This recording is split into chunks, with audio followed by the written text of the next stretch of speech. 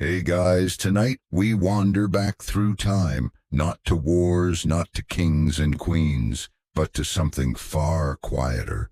You stand in the front hall of a house somewhere in Victorian England, your boots clicking faintly on the parquet floor. The gaslights flicker above you like they're unsure whether to glow or die, and the wallpaper rich with patterns of creeping ivy and improbable birds feels like it's watching. You reach for the doorknob, brass cold in your hand, and swing open the tall wooden door. This is the library. It smells like old pipe smoke, dried glue, and something vaguely herbal, maybe lavender tucked between the pages to keep out moths. The air is cooler here, still. The only sound is the low creak of the floorboards under your feet and the occasional whisper of paper shifting ever so slightly as the house settles.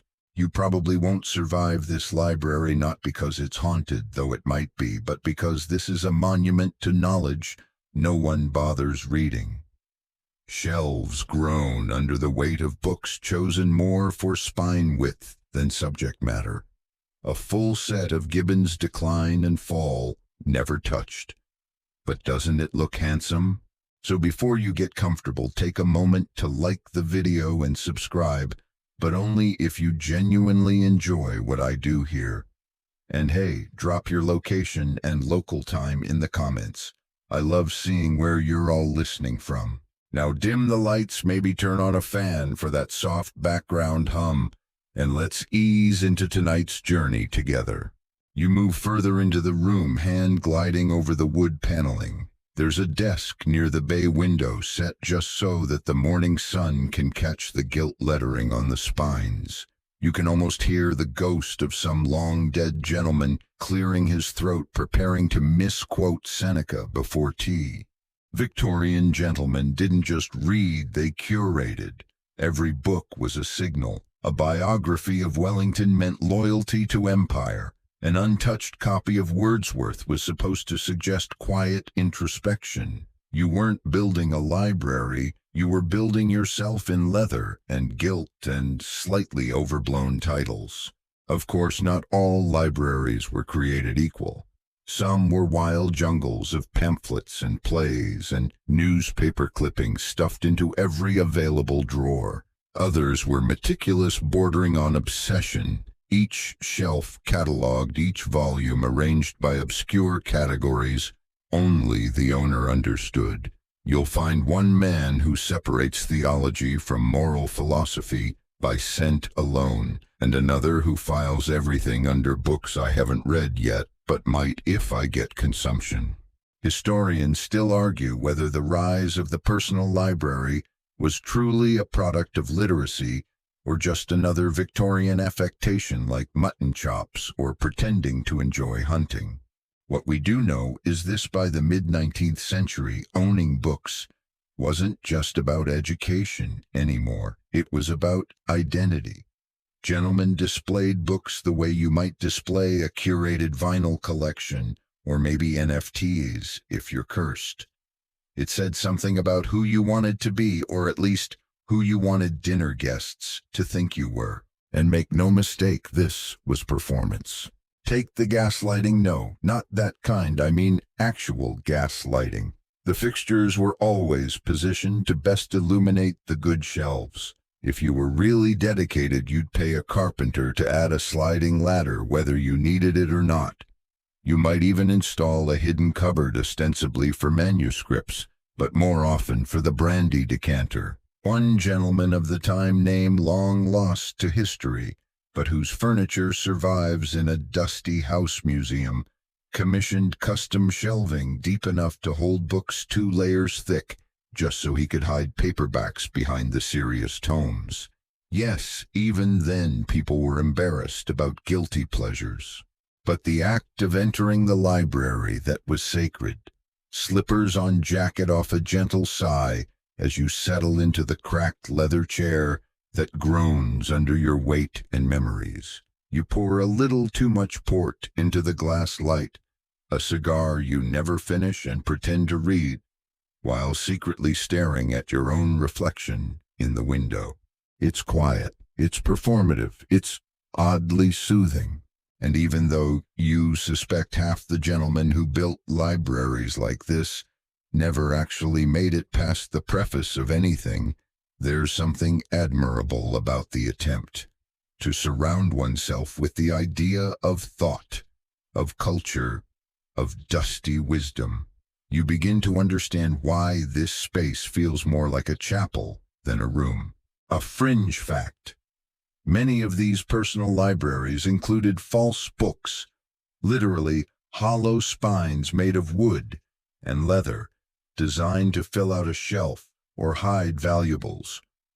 One poor soul famously stored his cigars in a copy of Milton's Paradise Lost, which says a lot, doesn't it?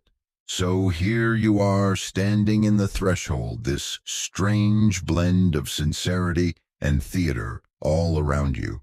You feel it in the silence, in the way your footstep echoes, more than it should in the faint itch of wool on your neck. The library is waiting, and you're about to become the kind of person who builds one. You eye the nearest bookshelf, not for its contents, but for its stature. It towers above you, stretching toward the ornamental plaster ceiling, like it's competing with the crown molding for authority. You tilt your head and squint, not to read titles, of course, but to evaluate the visual harmony of the bindings. Your first step in building a library isn't choosing what to read. No. It's choosing how to look like someone who has read. This is a cabinet of curiosities, a curated museum of your supposed mind. The books are props. The script, aristocratic wisdom. The costume, a brocade smoking jacket with questionable elbow patches. You run your fingers across the spines. Calfskin, Morocco, gilt-tooled leather. Some have ornate bands and raised ridges, symbols of prestige, painstakingly added to make thin volumes look thicker. Size matters here. A towering volume of natural theology has never been opened, but it's weighty enough to flatten a cat. And that's the point. A gentleman's library is as much about suggestion as substance. You reach for a particularly showy copy of Plutarch's Lives, shelved at eye level for maximum guest visibility. A visitor might comment, "Oh, I see you're a fan of the ancients," and you'll smile, nod solemnly, and change the subject before anyone can ask your opinion on Lycurgus. And then there's color coordination. Don't laugh, it mattered. Deep reds and greens conveyed seriousness. Blues suggested continental tastes. A pale yellow book was either French or frivolous, sometimes both. By the mid-1800s, binders in London were producing book sets for gentlemen who wanted an instant library. These weren't matched by author or content, but by size, hue, and shelf appeal. A full row of green cloth-bound histories of French naval treaties, impressive. Unreadable, but impressive. Historians still argue whether this aesthetic first approach diluted the scholarly value of libraries or simply reflected the Victorian obsession with surface and spectacle. You sit now in your soon-to-be library space surrounded by empty shelves and ambition. You've made a list, not of books to buy, but of subjects you wish to be known for. Philosophy, but not too radical; poetry, but nothing unmanly; history, only the glorious parts; and perhaps a few scientific works to suggest open-mindedness. Darwin's Origin of Species, dangerous but tempting. Maybe you'll get the first edition just to display the spine backwards. Here's a quirky tidbit. In 1847, a wealthy banker in Sussex reportedly paid a bookseller to build him an impressive library of moral literature, only to discover that half the titles were fictional, fabricated by the bookseller himself. It took a visiting scholar 3 years to break the illusion. No one had cracked a spine in the meantime. That's the Victorian gentleman's paradox. You were expected to possess books, to respect them, to appear steeped in their knowledge, but rarely to engage with them deeply. Intellectual enthusiasm was fine in moderation, but reading too passionately that hinted at bohemianism, or worse, radicalism. So what do? You gather, you select, you browse auction catalogs with gold-edged pages, you cultivate relationships with booksellers who offer just the right blend of flattery and limited edition finds. You take long walks through rain-soaked cobbled streets to reach dusty shops where the clerk knows your tastes better than your tailor does. "I've a fresh lot of travelogues just in, sir," he says, ushering you to a sagging shelf. You nod, even though you'd rather travel nowhere but the sherry cabinet. And then the trophies begin to pile up. A 1796 copy of Boswell's Life of Johnson with an inscription you can't quite decipher. A 4-volume theological set in Latin you bought for the gold embossing. A slim green folio that turns out to be a manual on sheep diseases. You keep it anyway. It has character. Some nights, you simply rearrange your books, not read them, just move them. Alphabetical order feels soulless, chronological too chaotic. Instead, you develop your own logic books by aesthetic, or shelf tone, or which ones you'd like to imagine your future grandchildren discovering. You sip tea that's gone cold, staring at the shelf you've just filled. It gleams in the candlelight. You catch your reflection in the glass of the cabinet door. You look wise, or at least well-dusted. Eventually, you'll host a guest in here, perhaps a fellow from your club or that cousin who teaches something classical at Cambridge. They'll scan your shelves, nod appreciatively, and ask, "You've read all these," and you'll smile just slightly and say, "Enough to know which ones matter." That, of course, means nothing, but it sounds very convincing. The performance continues. You've curated the facade. Soon, perhaps you'll learn to live inside it. You sit in the corner armchair, the one with the leather so worn it sighs under your weight, and hold a book you have absolutely no intention of reading. Its title is long, elaborately serifed, and in all honesty kind of a downer moral reflections on the eternal consequences of slight theological errors, Volume 2. It doesn't matter. You hold it like you've just discovered something soul-altering. This is the great secret of the Victorian gentleman's library. You don't need to read to appear read. You only need to look like you might. Victorian society prized the performance of knowledge. You sit by the fire, flip a page or two, and grunt occasionally an ambiguous sound that could suggest deep thought or mild indigestion. If someone walks in, you nod solemnly without making eye contact, as if to say, "I'm contemplating eternity. Come back later." You've mastered the techniques, resting your index finger halfway down the spine, tilting your head just slightly while reading the title page, never the table of contents. Opening to a random page and furrowing your brow like it just challenged your worldview. Historians still argue whether this culture of scene reading helped democratize access to books or simply reinforced a shallow intellectual aristocracy. But you don't care about that right now. You care about the image. You've even rehearsed how to look annoyed when someone interrupts you mid-fake reading session. Your library isn't just a room, it's a character study in silent superiority. There's a whole market enabling this performance.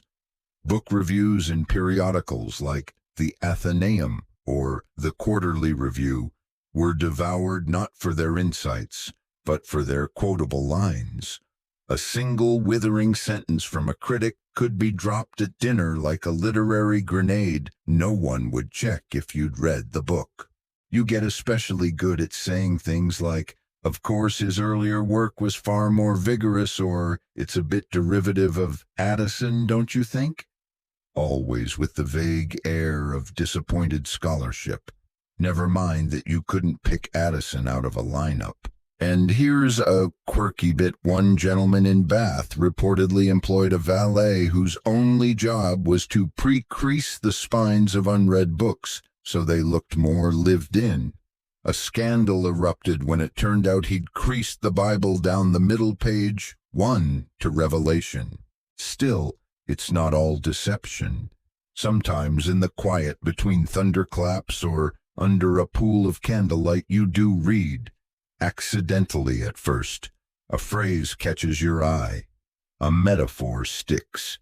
You find yourself halfway through a paragraph before realizing your glass of port has gone untouched. But those moments are rare. Usually, your books function like suits of armor. You don't wear them to move, you wear them to impress. You remember when you first saw a gentleman do it right. He was at your club cradling a volume of Carlyle with the kind of reverence usually reserved for relics or rare cheeses. When someone asked him what he thought of it, he paused, squinted slightly, and replied, "It's not about thinking, really. It's about feeling the weight of it." You copied him for weeks after that. Your book acquisitions become increasingly performative. You start tracking down tomes you've heard are difficult not to read but to own. The denser, the better. One look at your copy of Principia Mathematica, and any guest with half a brain would assume you've got all the rest of it stashed nearby. You even develop opinions about binding styles, quarterbound and buckram, or nothing at all. You sneer at modern reprints, though you secretly appreciate that they don't smell like mildew and panic. And yet, despite it all, the library begins to feel like a real part of you. Not because you've absorbed its contents, but because you've curated its presence. Like someone slowly assembling their best self out of shadows and walnut shelves. You take inventory again tonight. Not of what's missing, but of what stories your books tell about you. You have a few radical political tracts carefully hidden, a collection of sermons never opened, a Greek-English lexicon used twice, both times incorrectly. You've become, in essence, a curator of possibility. The possibility that you might be brilliant, that your life is rich with intellectual detours, that maybe, just maybe, you once read something in the original Greek. The truth, it doesn't matter. The impression lingers long after anyone has asked the question. You glance at the clock. It's well past midnight. The fire has become a red-orange yawn. You close the book, not bothering to mark the page. You'll never return to it. You place it carefully back on the shelf, right where the light from the lamp will catch the gold lettering. Another day of looking deeply learned, another victory for quiet, curated illusion. The morning light cuts through your tall, arched window, falling in golden bars across the shelves. You've positioned your volumes just so precisely, at the point where the rising sun glints off their gold tooling like little halos for dead authors. And today you make a bold decision. You will acquire the classics. Not just any edition, mind you. These will be in Latin, preferably obscure Latin, with the occasional smudge of Greek on the title page for gravitas. You've never studied either language beyond the usual boarding school trauma, but that's not the point. These are not books for reading. They are books for existing quietly and powerfully in the background of your life. You start your quest with the old standbys Cicero, Virgil, Ovid, but you quickly realize that every gentleman with a waistcoat and a library already has these. You must go deeper. Seneca's letters, Pliny's natural history, Lucretius, even though you're vaguely afraid of poetry that discusses atoms. The goal isn't comprehension. The goal is presence. And nothing says I understand the moral framework of civilization quite like a foot-wide Latin folio bound in oxblood leather. Historians still argue whether Victorian obsession with the classics was genuine intellectual reverence or simply elite cosplay. Some claim it stemmed from a longing for a more orderly age. Others point out that most gentlemen couldn't translate a menu from Italian, let alone a Stoic diatribe from first-century Rome. But you don't let that bother you. You've got the collected works of Horace on your sideboard, and that's all anyone needs to know. A bookseller in Bloomsbury offers you a bundle of cracked old volumes, all spine, no readability. You pay extra for the ones with wormholes. They make the books feel lived in. You stack them precariously in your satchel like holy relics, then carry them home with the same care you'd give a mildly venomous snake. Once home, you install them in a place of honor eye level, just to the left of the bust of Marcus Aurelius you've recently acquired. He looks disappointed in you, which feels appropriate. And then comes the real joy pretending to read them.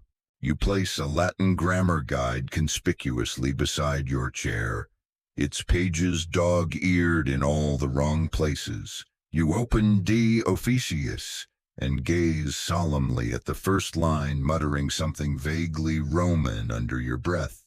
If anyone walks in, they see a man communing with antiquity. They don't need to know you were actually thinking about whether toast can be considered dinner.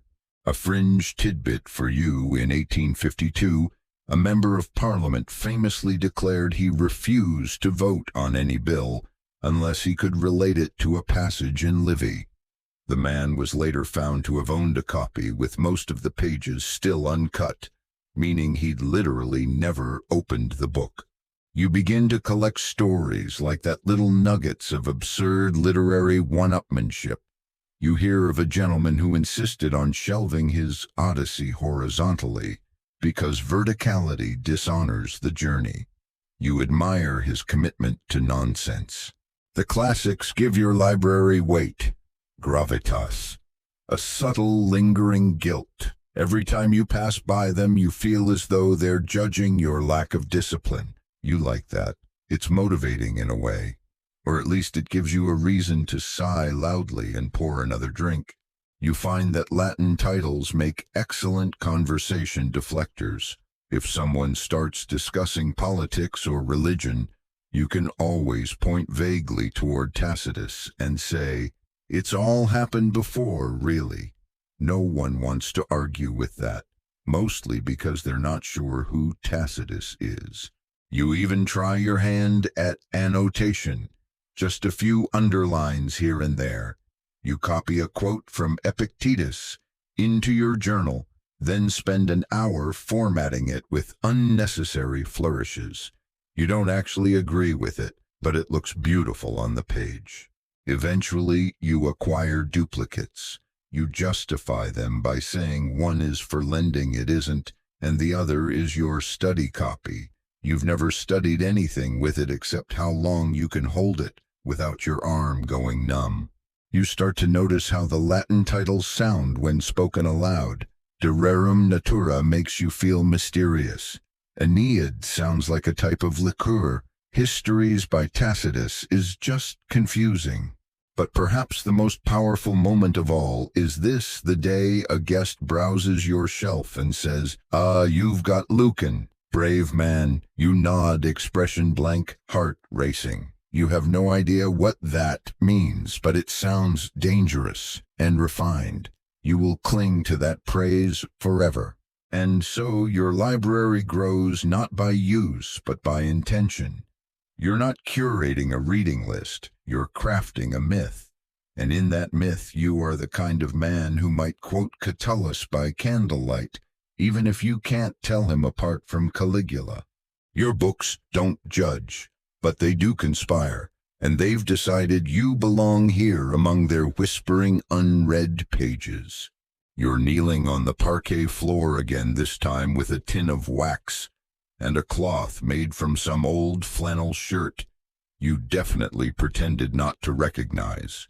The task: polishing your books, not reading them. That would be a different sort of effort. This is care, presentation, worship. You rub the cloth over the spine of the Life and Letters of Sir Thomas Browne, and it squeaks just slightly under your hand. That's how you know it's working. The smell of beeswax mingles with the distant scent of coal smoke, and somewhere in the background a clock ticks a bit too slowly. You glance up at your shelf. Gilt glinting leather gleaming everything looks just faintly holy, or at least expensive. Books in the Victorian gentleman's library weren't only for mental enrichment. They were furniture, mood-setting devices, status indicators, and the good ones, bound in full calf or fine Morocco, gave off a scent you've grown to crave: aged paper polish and superiority. You hold a particularly fine binding close. It's a copy of The Spectator, 1745. You pretend you're checking for condition, but you're really just admiring how perfectly the gold embossing still holds its edge. You wonder if centuries from now someone else will kneel in some other library polishing this same spine, pretending to understand Addison. Historians still argue whether this fetish for binding elevated book ownership or reduced literature to decor. Some say the Victorians cared too much for covers and not enough for content. Others argue that reverence, however superficial, preserves culture in its own eccentric way. One thing is certain in this era: there's such a thing as overbinding. Yes, it's real. Gentlemen would take a slim, unassuming volume and have it rebound, thicker boards, deeper reds, more elaborate gold tooling, so it looked more respectable. The original paperback might have cost $1, the rebinding 10 times that, but no one need know. A quirky bit: in 1863, a minor earl made headlines in the Illustrated London News for having the Pilgrim's Progress rebound in velvet and silver leaf, with a built-in pouch to hold pressed violets. Everyone pretended it was tasteful. It wasn't. You pause in your polishing to reflect you've started assigning your books personalities based on their bindings. The haughty green vellum ones are aristocrats. The soft blue clothbacks are quiet, melancholic cousins. The cracked red leather with peeling edges, veterans of wars you'll never read about. There's comfort in this ritual. The silence, the stillness, the gentle, repetitive motion. You polish one shelf a week, rotating through them like an old priest tending ancient relics. Not because they're dirty, God forbid dust should gather, but because they deserve attention. You develop preferences. You despise glossy modern leather. It reflects light like a cheap shoe. You love marbled end papers that shimmer like oil puddles in a cathedral. You become increasingly judgmental of other people's libraries. Oh, you'll say, examining a friend's collection clothbound. How provincial. You invest in proper tools: a soft bristled brush for corners, a long-handled feather duster for high shelves, and a small silver knife to gently lift warped covers. You keep a bottle of binding oil in a drawer labeled Domestic Alchemy. This is not obsession, this is devotion. Sometimes as you polish, you imagine the lives your books have led. Whose hands held them before yours? Whose fingers underlined that passage in faint brown ink? You wonder if someone once cried into this exact copy of Tristram Shandy, or if it simply fell into a puddle in 1832. You try not to romanticize too much, but let's be honest, you absolutely do. Your favorite shelf, the one that catches the afternoon sun, becomes a kind of shrine. You place your best spined books there, rotate them slightly over time to avoid fading. You even adjust the curtains like a stagehand prepping a set. And yes, you catch yourself gazing at your library a little too long, just looking, admiring the light, the weight, the quiet beauty of knowledge bound and tamed, even if unread. Once a guest walked in mid-polish and said, "I don't think I've ever seen someone treat books like racehorses before." You smiled. You didn't say it, but the comparison felt accurate. Bred for elegance, groomed for admiration, rarely used for their intended function. Still, the act of care begins to change something. You notice the texture of end papers. You feel a thrill when you spot decal-edged pages. You begin inadvertently to read a sentence here, a stanza there, not because you meant to, but because the book, clean and shining in your hand, looked too beautiful to ignore. It begins with one shelf, just one. You stand before it, a cup of cooling tea in one hand, the other hovering hesitantly over the spines, like a maestro about to conduct a symphony of confusion. Today's challenge: organizing your collection. You had thought this would be simple. Fiction here, history there, the classics up top, the guilty pleasures cleverly disguised behind some sermons. But the books resist your logic. They lean in different directions, glare at each other across genre lines, and refuse to agree on where they belong. So you abandon logic. You try aesthetic clustering instead. Browns with browns, reds with reds. This works for approximately 15 minutes until you realize all the sad, faded paperbacks are gathered like a support group on the bottom shelf, and all the elegant volumes are staring down like aristocrats at a village fete. You try chronological arrangement next. You're halfway through when you discover that 3 of your 19th century books are actually clever 20th century reprints wearing older jackets like spies in costume. The betrayal stings. Historians still argue whether the Victorians had any standard shelving practices or whether the chaos was part of the charm. Some houses featured entire Shakespeare walls, while others tucked Hamlet between gardening manuals and guides to embalming. There were no rules, only vibes. So you begin again, this time by emotional tone. You create a stormy shelf full of dark philosophy Gothic novels and thinly veiled tragedies. Nearby is the wistful shelf heavy on romantic poets and biographies of obscure pianists who died young. It starts to feel like you're arranging a cocktail party of melancholic introverts, which, if you're honest, is exactly the company you prefer. You step back to admire your work. It's terrible. The books no longer make sense. Milton stands next to Manual of Beekeeping, and a volume on naval tactics is flanked by 2 ghost stories, but somehow it feels right. The shelf tells a truth not about the world, but about your own shifting moods. You begin to understand why some gentlemen of your era organized libraries by memory. As in, I remember the green volume on botany was near the armchair, or the copy of Dawn I wept into is somewhere on the 3rd shelf, maybe near the gin bottle. This system is deeply flawed and entirely human. A quirky bit of history: one Victorian gentleman famously arranged his library alphabetically by first name. Thus, Samuel Pepys stood beside Sophocles and Susan Ferrier, forming what he called his S-shelf of spirited storytellers. No one dared question it. You discover you have a habit of re-shelving when nervous, after long letters, before visits. It calms the hands, gives the mind something noble to pretend it's doing. You've moved Robinson Crusoe 5 times this week, and he's starting to look seasick. Your friends notice. One visits and remarks, "Didn't that theology set used to be over there?" You smile and say nothing. Let them wonder. Let them believe the books are reordering themselves. There's a strange intimacy to the process. You begin to know the weight of each book without looking. You can sense when one is missing. You develop loyalties to certain shelves, as though they understand you better than the others. At one point you even attempt a secret system. Little pencil dots in the back corners to indicate personal rating.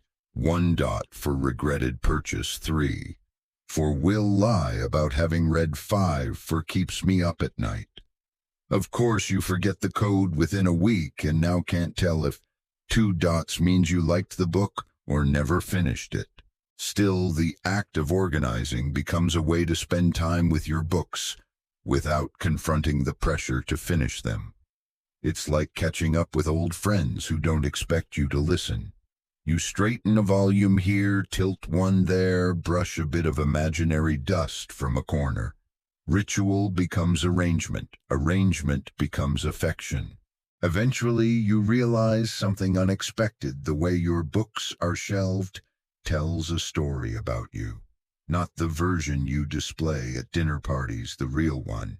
The one that moves ghost stories next to scripture, that keeps Greek tragedies at waist height, and that insists on hiding the most sentimental volumes behind Latin treatises.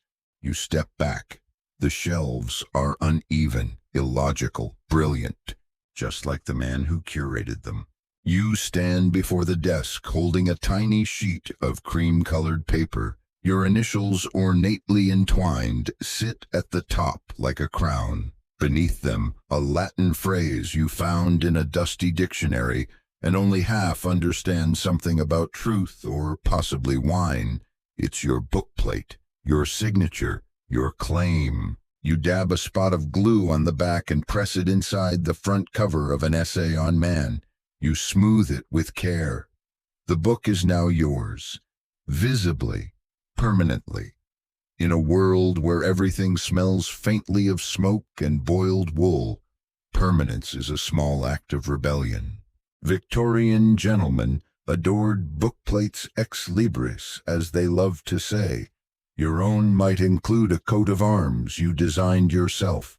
Those griffins are doing the best they can, or a motto lifted shamelessly from a Roman historian. You know it doesn't mean much, but that's not the point. The point is, your name is in the book. You've made a mark without ever writing a word. Some collectors paid entire firms to design these miniature works of art. Heraldic beasts, ivy tendrils, hourglasses, skulls, and occasionally a snake eating a book, all pressed in ink like a handshake between you and the future. Historians still argue whether these bookplates were about identity or insecurity. Was the need to brand every volume a sign of ownership anxiety, or simply the natural outgrowth of a culture obsessed with lineage and possession? You suspect both are true, and that's fine. Here's a delicious fringe detail one bibliophile lord something or other from Wiltshire included into his bookplate the clause to be returned or cursed. It was unclear who exactly would do the cursing, but the handwriting was so aggressive that no one ever tested it. You press another bookplate into the inside cover of Meditations by Marcus Aurelius. He probably wouldn't have approved of the flourish, but you doubt he anticipated the need to distinguish his copy from 30 others on your shelf. And it's not just vanity. These bookplates serve a tactical purpose. They stop the theft, or at least make it harder to pretend a book wasn't borrowed in the first place. You've lost a few good volumes to slippery-fingered cousins. Never again.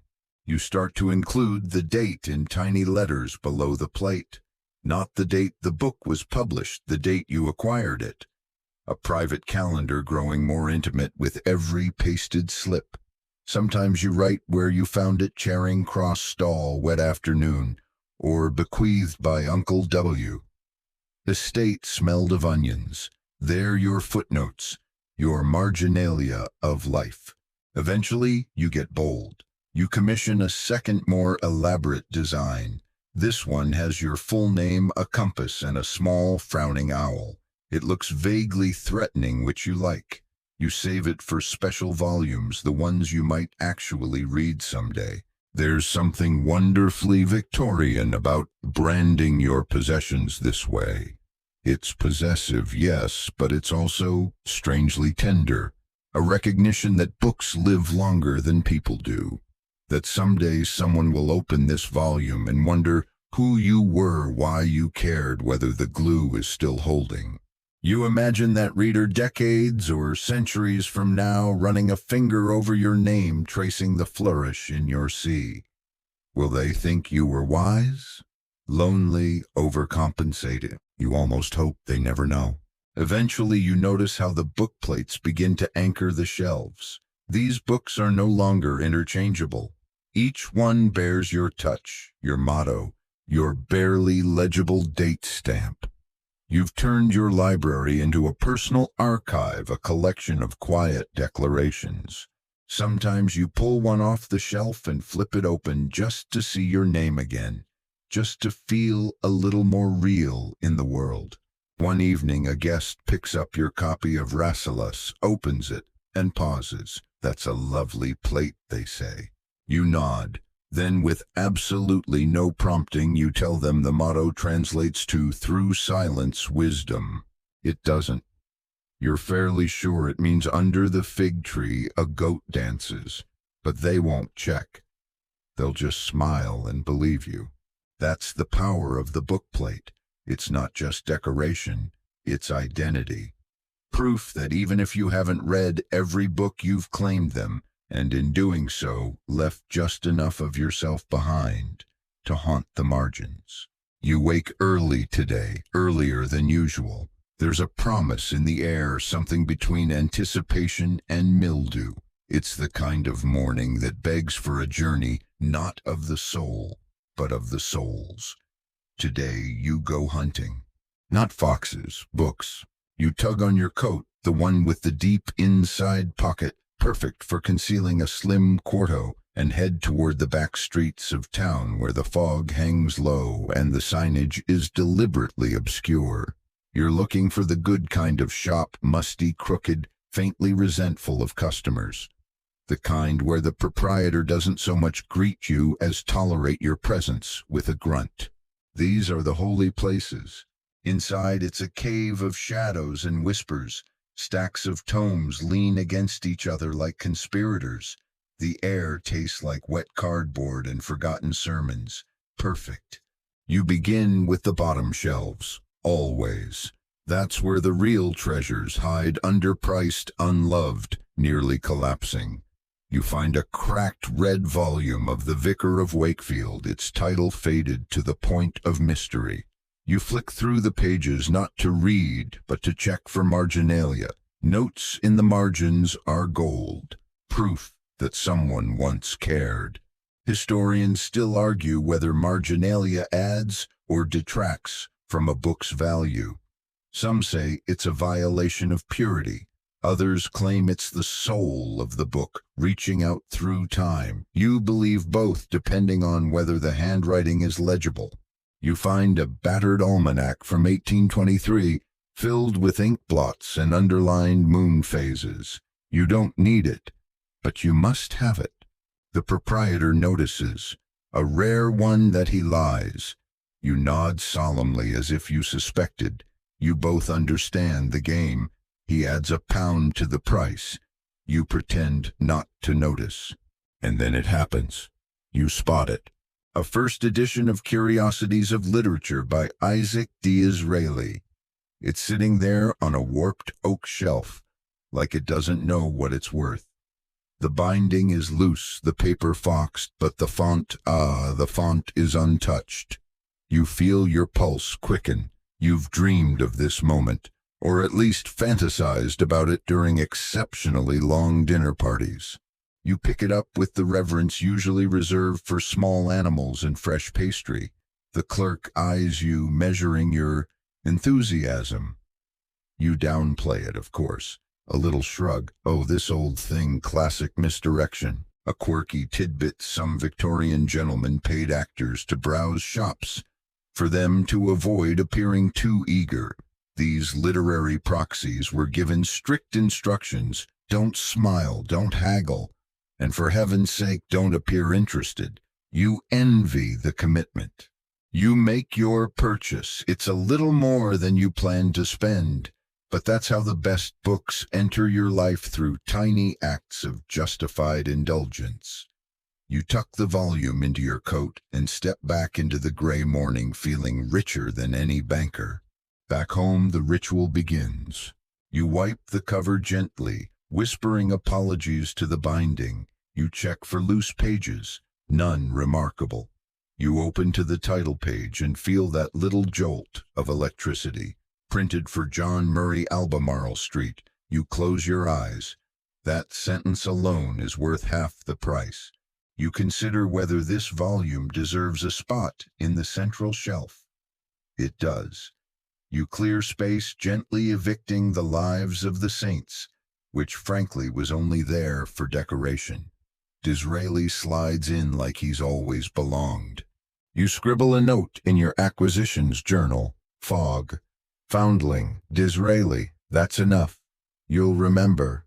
Sometimes you wonder if the chase is better than the catch. If it's not the book itself that matters, but the hours spent squinting in dim rooms scanning for gold among the mold. But then you hold that treasure, that perfect damaged book, and it doesn't feel like performance. It feels like rescue. You saved it from obscurity, from woodworm, from becoming someone's makeshift doorstop. That night you light the fire, pour a small brandy, and open your new prize. You even read a page, maybe two. You chuckle once, not too loudly, and look up to see your reflection smiling faintly in the window pane. The hunt was worth it.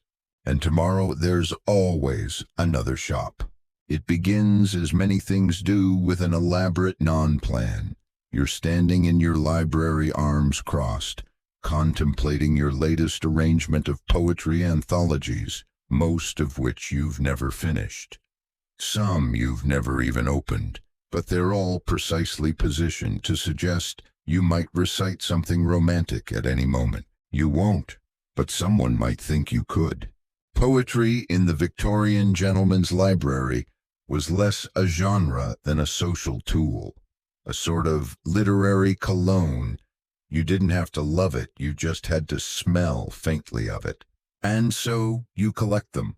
Shelley, Keats, Byron, Tennyson, Elizabeth Barrett Browning, though you keep that one half concealed behind the Times book of anecdotes, just in case someone raises a brow. You fan them out like calling cards on the eye-level shelf, beside the fainting couch no one uses. They're not there for comfort, they're bait. Historians still argue whether gentlemen read poetry for self-reflection or social maneuvering. Some believe the poet stirred genuine emotional yearning. Others suggest the practice was mostly about impressing dinner guests and romantic prospects without ever saying anything directly vulnerable. You're firmly in the latter camp. At least that's what you tell yourself.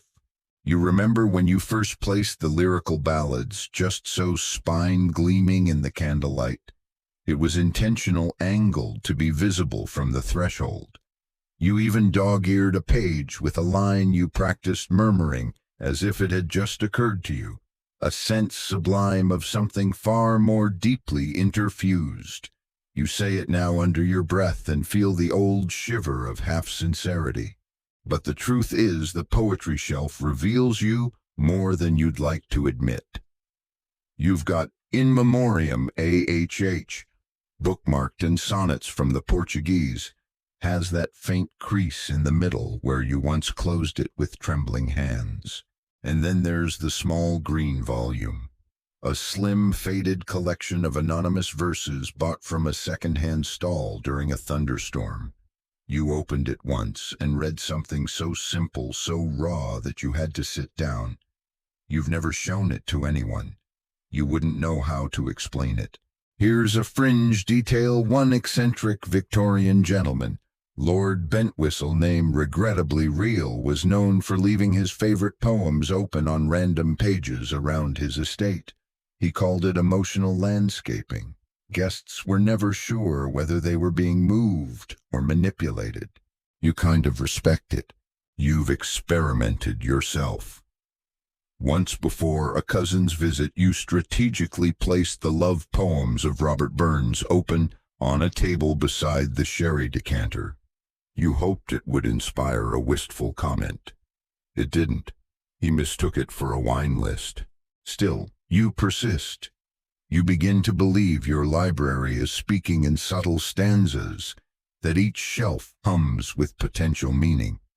You rearrange so that melancholy faces wonder and wonder faces seduction. You pair Blake with Baudelaire just to watch the sparks not fly.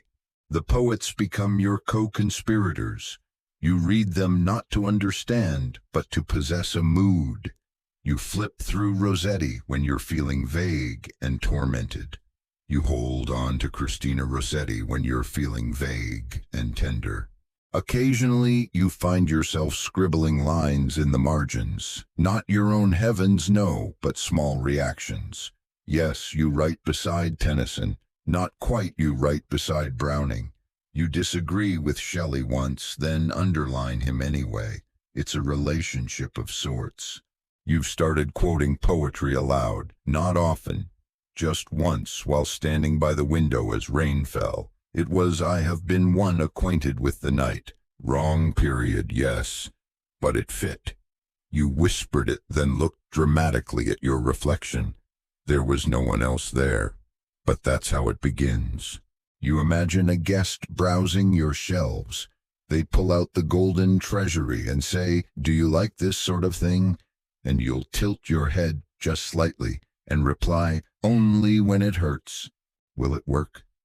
Maybe. Will it be true? Maybe. What matters is the moment, the lingering pause, the possibility that beneath all this polished walnut and Latin inscriptions, there beats the heart of a man who once, just once, read a sonnet and actually felt it.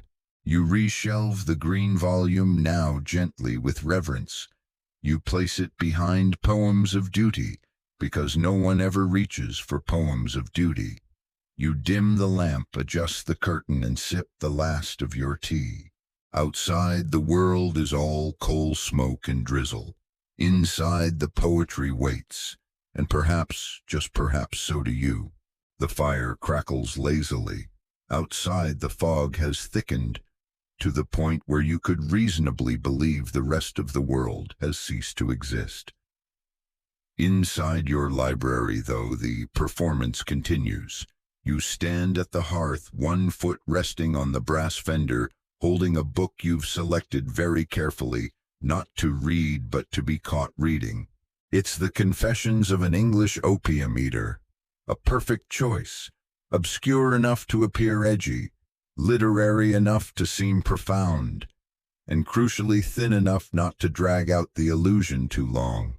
Tonight's strategy, the fireside monologue. You clear your throat lightly, not to speak, just to establish presence.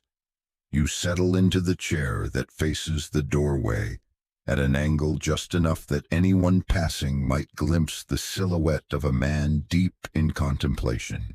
You open to a random page and practice a slow, deliberate nod. You let your finger trail under a particularly dense sentence, then close the book slightly, as if what you just read requires digestion. You stare into the fire, eyebrows drawn together meaningfully. No one walks in. You repeat this 2 more times anyway, just in case. Historians still argue whether Victorian men truly turned to literature for solace, or whether the rituals around reading served more as mirrors, reflecting back the version of themselves they wanted others to see. The fireside reader, brooding, cerebral, faintly tragic, was the Victorian equivalent of a curated Instagram aesthetic. A fringe fact for your amusement: one gentleman was known to recite memorized passages of Milton while gazing into the mirror, practicing a look of noble anguish. He did this nightly. His household staff reportedly started mimicking him at dinner parties. You haven't gone quite that far yet. Your monologue, should it be overheard, has been carefully prepared.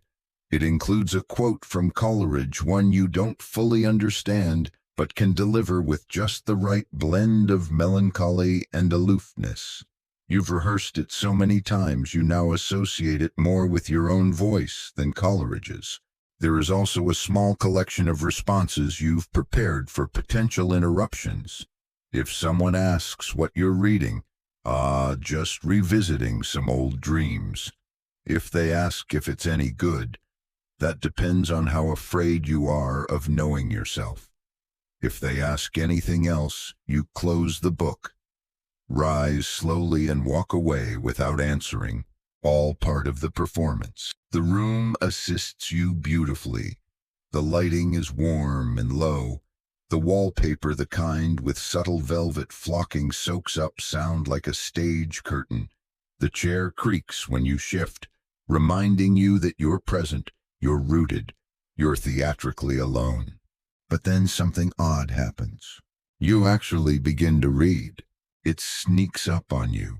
You meant to skim to collect phrases like butterflies for future use. Instead, you find yourself genuinely caught in the rhythm. The prose drifts like pipe smoke. The fire crackles. You forget to posture. Your leg goes numb. You don't move. When you finally look up, the room feels altered. Not dramatic, but quieter, as if it knows. You close the book not with practiced flair, but with a sort of quiet gratitude. No one came in, no one witnessed the show, but somehow it still mattered. You return the volume to the shelf, sliding it next to Essays in Idleness. An odd pairing, but it makes you smile. You rearrange the lamp just slightly, then step back. Later, when guests do arrive, you'll mention your night of reading. You'll offer a quote, yes, probably that Coleridge one again, and you'll watch their faces for the flicker of respect, confusion, envy. It's not about the truth, it's about what lingers. And even if they don't ask, you'll know last night for once the monologue wasn't a performance. It was a private scene in a play no one saw. And somehow that makes it even better.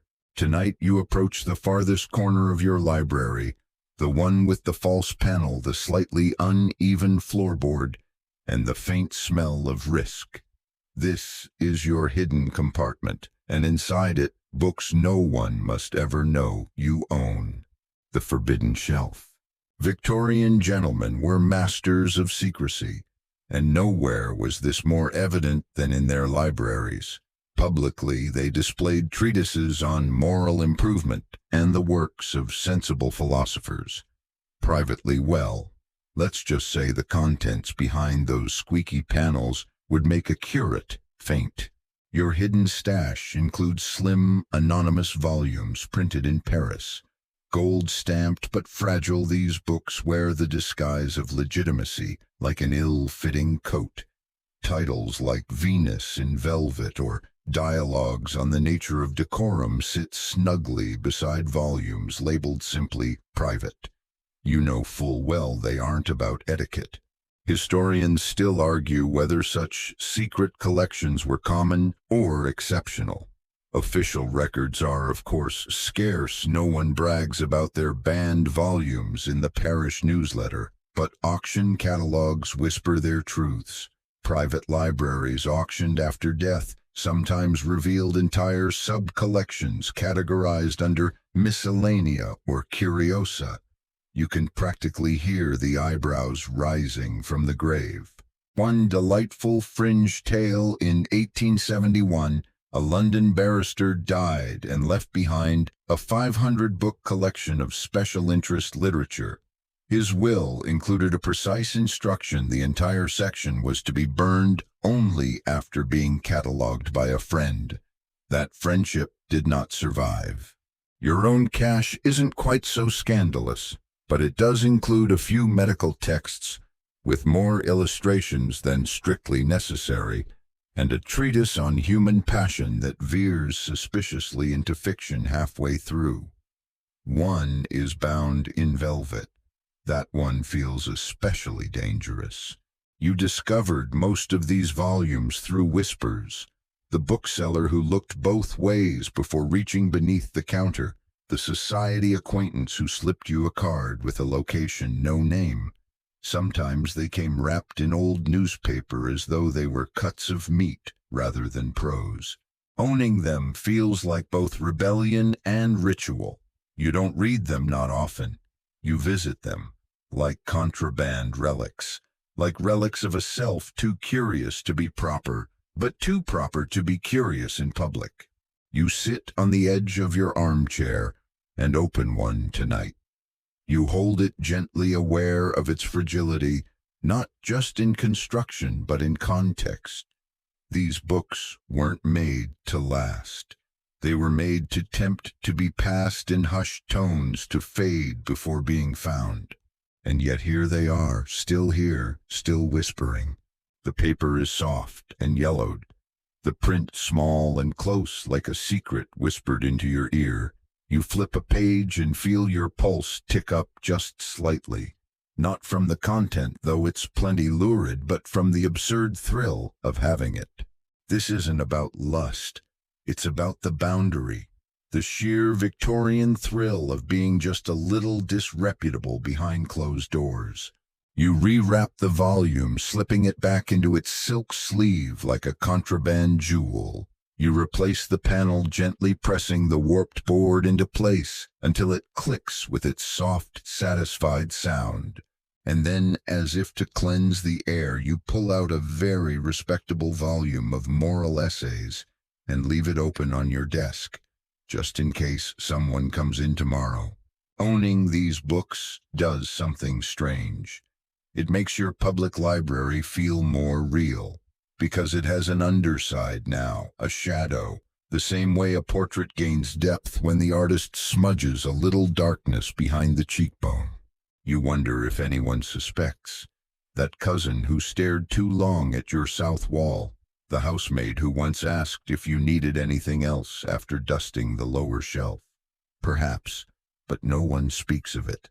You begin to suspect that every gentleman's library has one of these corners. One hidden panel, one drawer that sticks just slightly, one book with a title so boring it must be a disguise. You finish the night by lighting a candle, not out of need, but for the mood. You sip a small glass of sherry, gaze into the flame and reflect, not on the content of the books, but on their existence. That you sought them, that you keep them, that you remain in your own way a careful rebel in a well-tailored disguise. The post arrives with its usual indifference, a clatter at the door, a thump on the tiles, and a vague, shuffling retreat. But today the bundle is heavier than usual. You know what it is before you even pick it up. The familiar wrapping string tied just a bit too tight, brown paper crinkled at the corners, ink smudged from travel. It's a periodical delivery day. You carry the parcel to your library like it's a newborn lamb, already knowing what's inside. A fresh issue of The Gentleman's Monthly Intelligencer, a new volume of notes and queries, possibly even the latest transactions of the Society for the Improvement of Something Obscure. This is your Victorian subscription box, your curated snail-paced pipeline of cultivated thought. You slit the wrapping with a letter opener shaped like a dagger, unnecessary but satisfying. There it is, the gleaming black ink, the frayed edge paper that always smells a little like coal and lavender. You stack them on your desk knowing full well you won't read most of them, but receiving them, that's the pleasure. Subscription culture boomed in the 19th century. Historians still argue whether it truly broadened intellectual horizons or merely cluttered parlors with unread pamphlets. Either way, no gentleman's library was complete without a rotating stack of neatly folded publications, each implying that you were very much in touch with the present moment, even as your library itself remained frozen in time. There's something almost absurd about the range. One week it's a report on Indian bird migration in the Hebrides. The next, a lengthy editorial about the moral panic over railway novels. You love them all, you read none of them all the way through. Here's a fringe detail for you, the entomologist's record. A periodical for Victorian bug enthusiasts once included a scathing critique of a rival's poem about moths. The poem was accused of misrepresenting the courtship behaviors of Eupathecia centaureata. It caused a 4-month feud in the letters section. You keep your own letters to editors, short and polite, usually. Occasionally, after a second glass of claret, you pen something more biting. You've never sent them. You just enjoy the illusion of scholarly participation. The magazines start to pile up. You don't throw them away. You can't. That would feel like discarding thought itself. Instead, you create the stack, a slow-growing monument to your good intentions. Guests sometimes ask if you've read the latest debate on sanitary architecture. You say, "Fascinating, wasn't it?" and gesture vaguely toward the pile. You develop a ritual. Every third Thursday, you set aside an hour to review your materials. This involves sipping tea, frowning seriously, and turning pages with exaggerated slowness. Occasionally, you even underline a phrase as if marking it for future reference. You never revisit it, but the page looks lived in. Some publications are keepers. You carefully trim the margins, bind them into custom volumes, and label the spine in gold: Essays, Miscellaneous Volume 2. Inside, it's mostly reprinted advertisements for mineral water and arguments about punctuation. Still, the binding looks tremendous on the third shelf. You start to enjoy the predictability, the familiar fonts, the too formal headlines, the articles with titles like "On the Disposition of Ditches Near Clergy Dwellings." It's all comfortingly earnest, unapologetically dull, which is frankly part of the charm. You even consider submitting something, an essay perhaps, something on the ethics of footnotes, or a meditation on the emotional impact of marbled end papers. But then you remember how long it took you to write a letter of condolence last year, and you put the pen down again. Still, these publications make you feel connected to the invisible world of minds scribbling away in dim rooms across the country.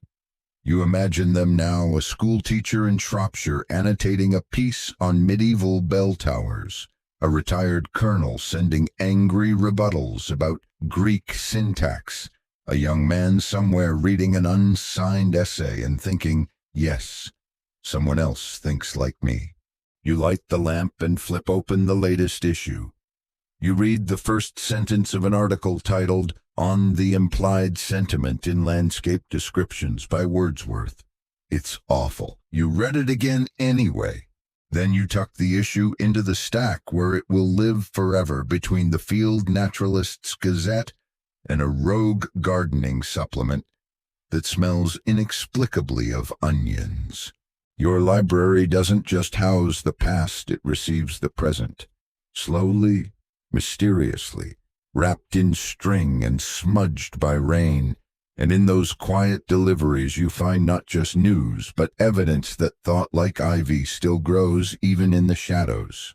A thin trail of smoke curls from your pipe as you lean back in your chair, legs crossed, a volume of Montaigne balanced loosely on your knee. You're not really reading. You're watching the smoke dance upward where it joins the faint haze that permanently halos the ceiling. Your library, you've come to realize, doesn't just house books, it wears them. You flip a page and find a smudge, not ink, ash, a faint gray thumbprint in the margin of an essay you almost care about. You sigh, not out of frustration, but recognition. This is a library that lives. Tobacco ash in the margins is the true mark of ownership. Not book plates, not catalog entries, not even your scribbled "read later" notes. No, it's the mess, the ghost of past musings, late nights, and idle habits that makes this place yours. Victorian gentlemen smoked constantly in their libraries. Cigars, pipes, cheroots, and the occasional ill-advised home-rolled experiment. It wasn't just about pleasure, it was atmosphere, a haze of thought, a ritual of rumination. Smoke was the punctuation of the private mind. Historians still argue whether the prevalence of smoke-aged books was a byproduct of contemplative habits or simply poor ventilation. Either way, the smell tobacco mixed with old paper and firewood is now embedded in every page of your 1841 edition of Essays on Man and Beast. You tap your pipe gently against a porcelain tray shaped like a lion's paw. Ash spills some into the tray, some not. You make no move to brush it away. Let it settle. Let it stain. It's part of the story now. Here's a delightful fringe detail. One dandy in Edinburgh kept 2 copies of every favorite book, one smoking copy and one public copy. The former, he said, was for honest engagement, the latter for display. Only the clean versions were ever loaned. The others bore witness to nights of wine ink and apocalyptic coughing fits. You understand the impulse. A book with burn marks feels used, lived in, like a pair of boots with creased leather or a teacup with a single stubborn chip. You pick up your copy of The Anatomy of Melancholy. The spine is flaking and there's a burn mark near page 42, just above the line that reads, "What cannot be cured must be endured." You don't remember when you scorched it, but it feels right, honest. Your books have started to carry your scent, a combination of sandalwood dust and that peculiar oil you use to polish the bindings. When friends borrow a volume, they always comment, "It smells like your study."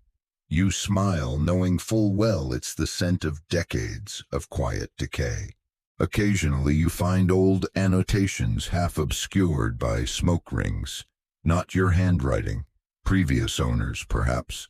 Sometimes the ink has blurred, merging with the brownish shadows at the page's edge.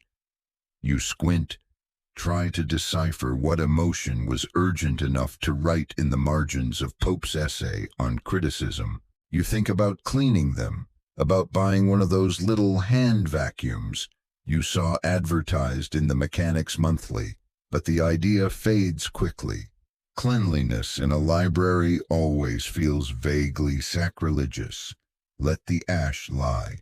Sometimes late at night you imagine that if you were to shake a book, gently little curls of smoke might drift out like memories. You picture years of solitary evenings rising from between the pages, 1,000 tiny exhalations trapped in time. Your armchair, too, bears the marks. One armrest is darker than the other, polished by the heel of your palm as you tamp the pipe. There's a faint scorch near the leg where you once let a match burn too low. The rug has a ring where a cigar rolled off the table and nearly ended your copy of The Reign of Queen Anne. You make a mental note to fix it. You won't. You pour another measure of brandy, not because you're thirsty, but because it feels appropriate. The glass rests on Byron's letters, now permanently indented. You suppose that's a kind of annotation, too. Eventually, you stub the pipe out and reach for a book less dignified, something anonymous and odd. You flip through it absent-mindedly. The ash flakes onto the spine. You smile. Because here's the truth you never admit at the club. The books you love are the messy ones. The ones you've dropped. The ones with rings and folds and grit in their gutters. The ones that carry evidence of your idleness and your curiosity. A pristine book is a book untouched by life. And your library, God help it, is alive. There's a soft thunk as you close the drawer. It's lined in green felt and filled with what might look, at a glance, like a perfectly normal collection of tools. Paste, a bone folder, small scissors, a magnifying lens, and yes, a vial labeled arsenical soap. Welcome to the battlefield. Because tonight you're at war with bookworms. Not metaphorical ones, not snooty critics, actual worms. Tiny, papery-mouthed horrors with an insatiable appetite for cellulose and shame. They've found your library, and you, Victorian gentleman that you are, will not surrender. You crouch down before a low shelf, brush back the curtain. Yes, some shelves deserve curtains, and inspect the enemy's handiwork. There a faint trail of boreholes running along the spine of fables and moral tales. The bastards. Historians still argue whether these infestations were inevitable byproducts of Victorian humidity or the result of careless acquisition from less reputable booksellers. Either way, once the worms were in, they were difficult to remove and never ever forgiven. Your approach is precise, practiced. First, you isolate the damaged volumes. You don't cry, but your lip does twitch when you find the worm has made it halfway through the mirror of graces. You gently slide it from the shelf like a wounded comrade. Time for the remedy, a light brushing, a small dab of chemical deterrent on a cotton swab. You hesitate before applying it, not because it's dangerous, it absolutely is, but because the book might protest. It doesn't. You continue. Here's a fringe fact. Some gentlemen of means stored their most precious books in glass-fronted bookcases sealed with wax at the edges to keep insects out. One man even installed a miniature bellows system to gently puff peppermint oil through the shelves every 6 hours. His books were safe. He developed an allergy and had to relocate to a less minty wing of the house.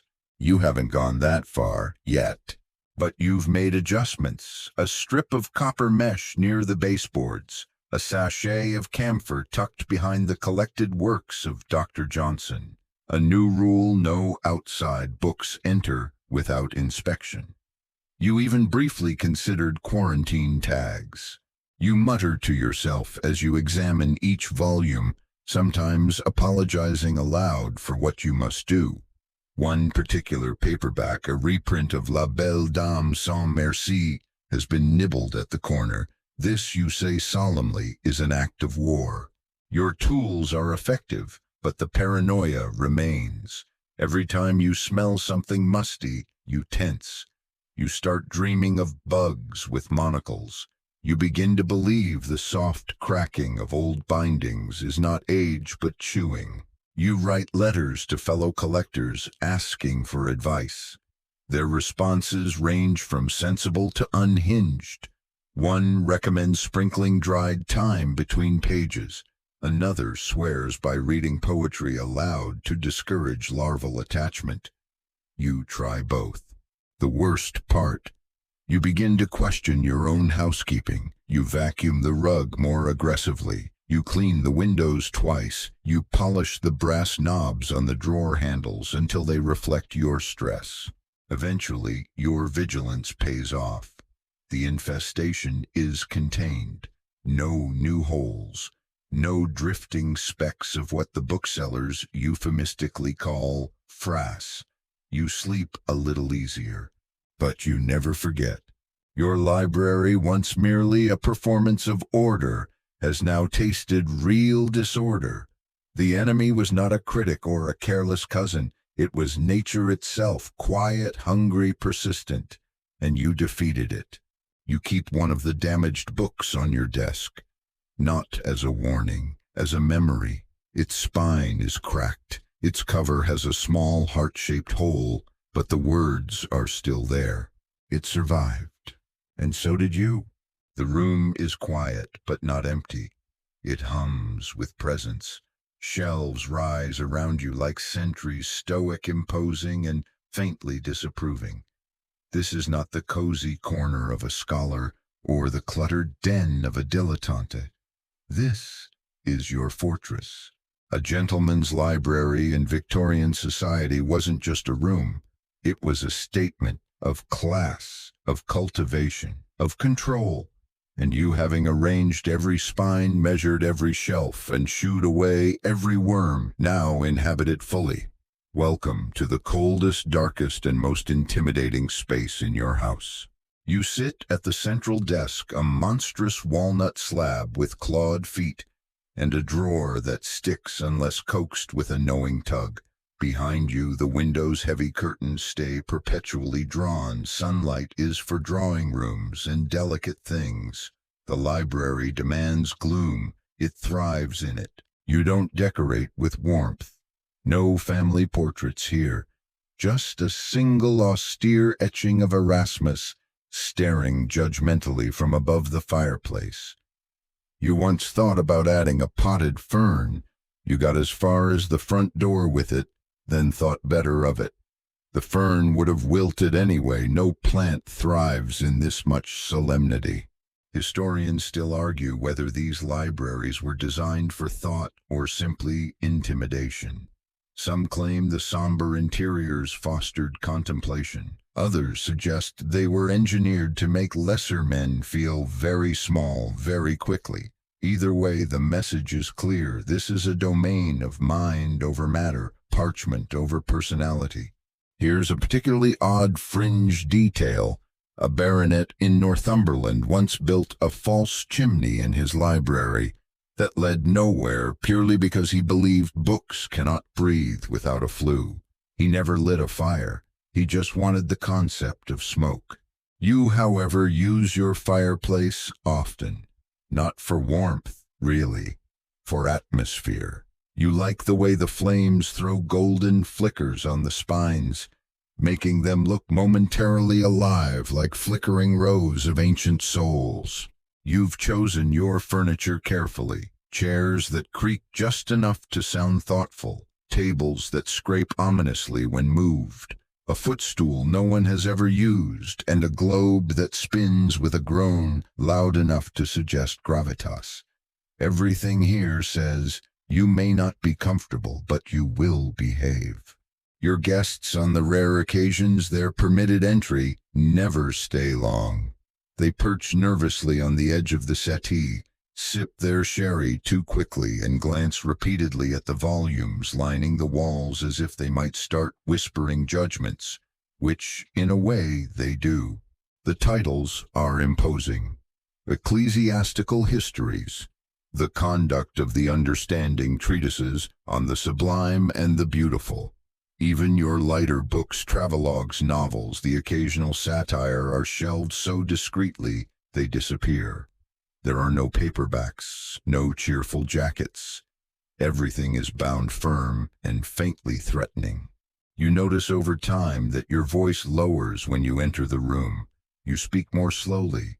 You pause more often as if expecting rebuttal from an invisible jury. Even your coughs feel more intellectual here. And yet, you love this space. It's not comfort you seek. It's definition. When you sit in this room, you become the man you've curated, quiet, dignified, slightly unknowable. The kind of man who collects old atlases and reads Latin inscriptions aloud, even if no one's around to hear him mispronounce them. You recall the first time you locked the door behind you and simply sat. No task, no pretense, just you and the books and the slow tick of the grandfather clock in the corner. It was strangely satisfying, like the room itself was enough. You've taken to referring to it half-jokingly as the sanctum. You've considered having a plaque made, something subtle, silentium est lux. Nonsense Latin, but it sounds noble.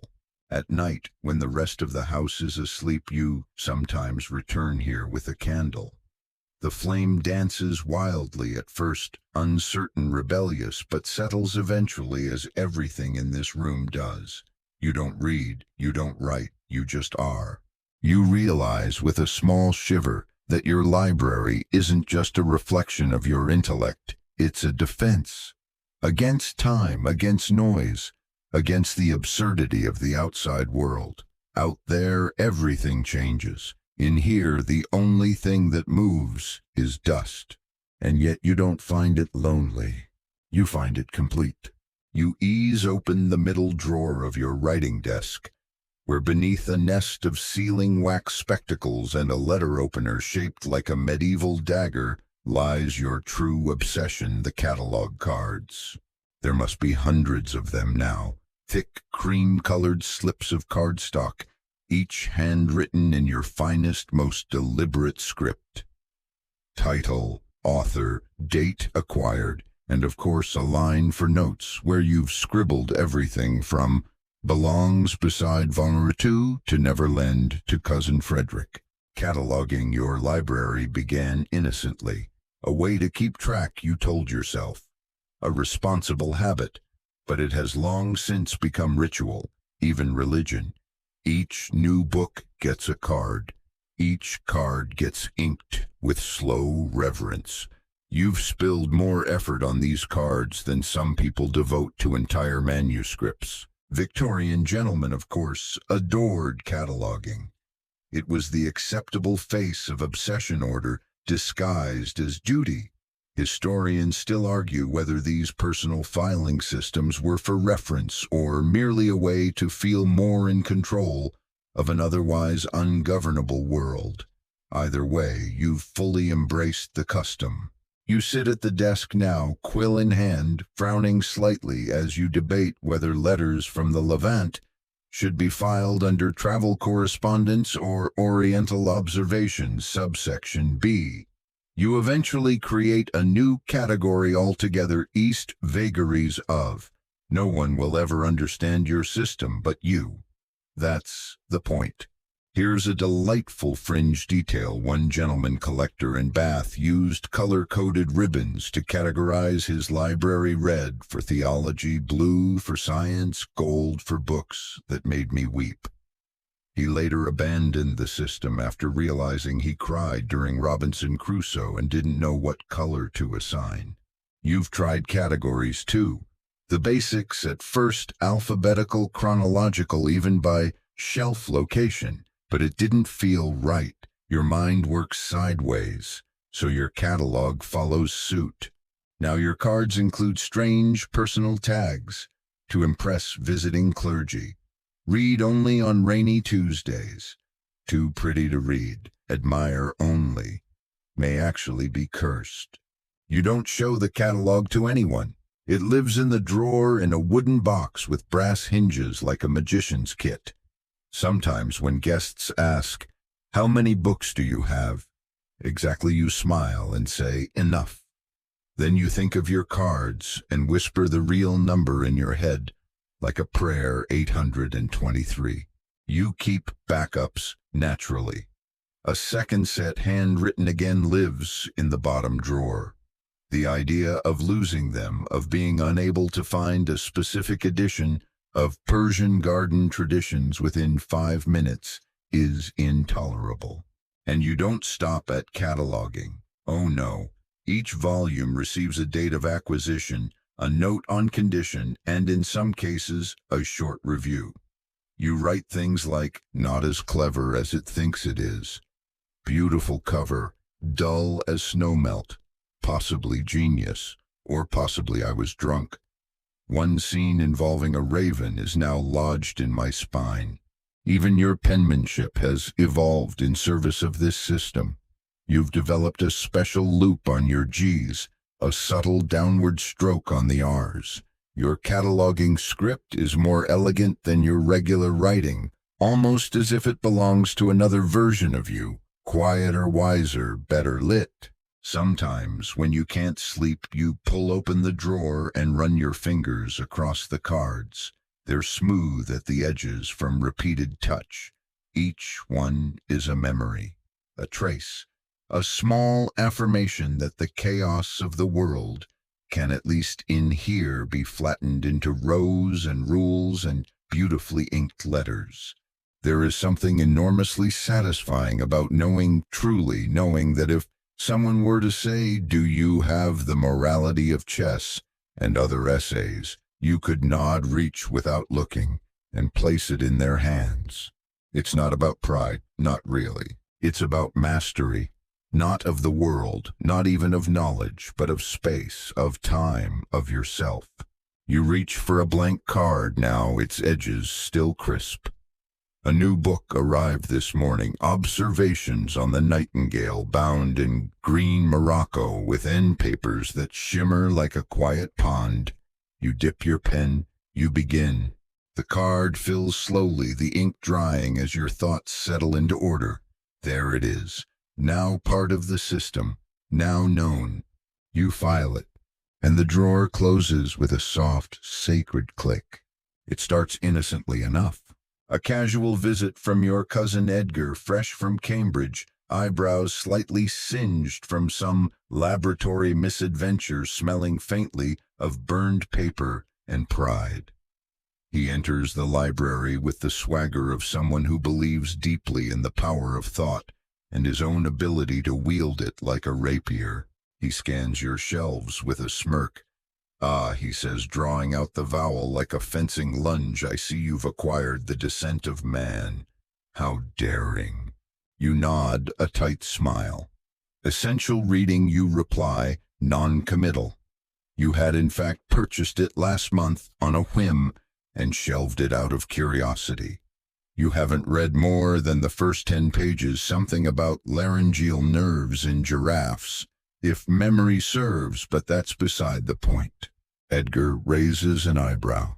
"You agree with Darwin, then, about our primate cousins?" The trap is set. What follows is not a conversation. It's a duel fought with half-remembered quotes, obscure metaphors, and the occasional desperate sip of port. The fire hisses behind you. The books stare in judgment. Historians still argue whether Darwin's work was truly revolutionary among the upper classes or merely scandalous cocktail fodder. In your library tonight, it feels like both. Edgar is quoting The Origin of Species with a fervor bordering on the evangelical. You counter with something vaguely Lamarckian, which you hope sounds contrarian enough to be respectable. He paces. You remain seated, fingers steepled like a bishop considering a particularly aggressive chess move. The room thickens with tension and cigar smoke.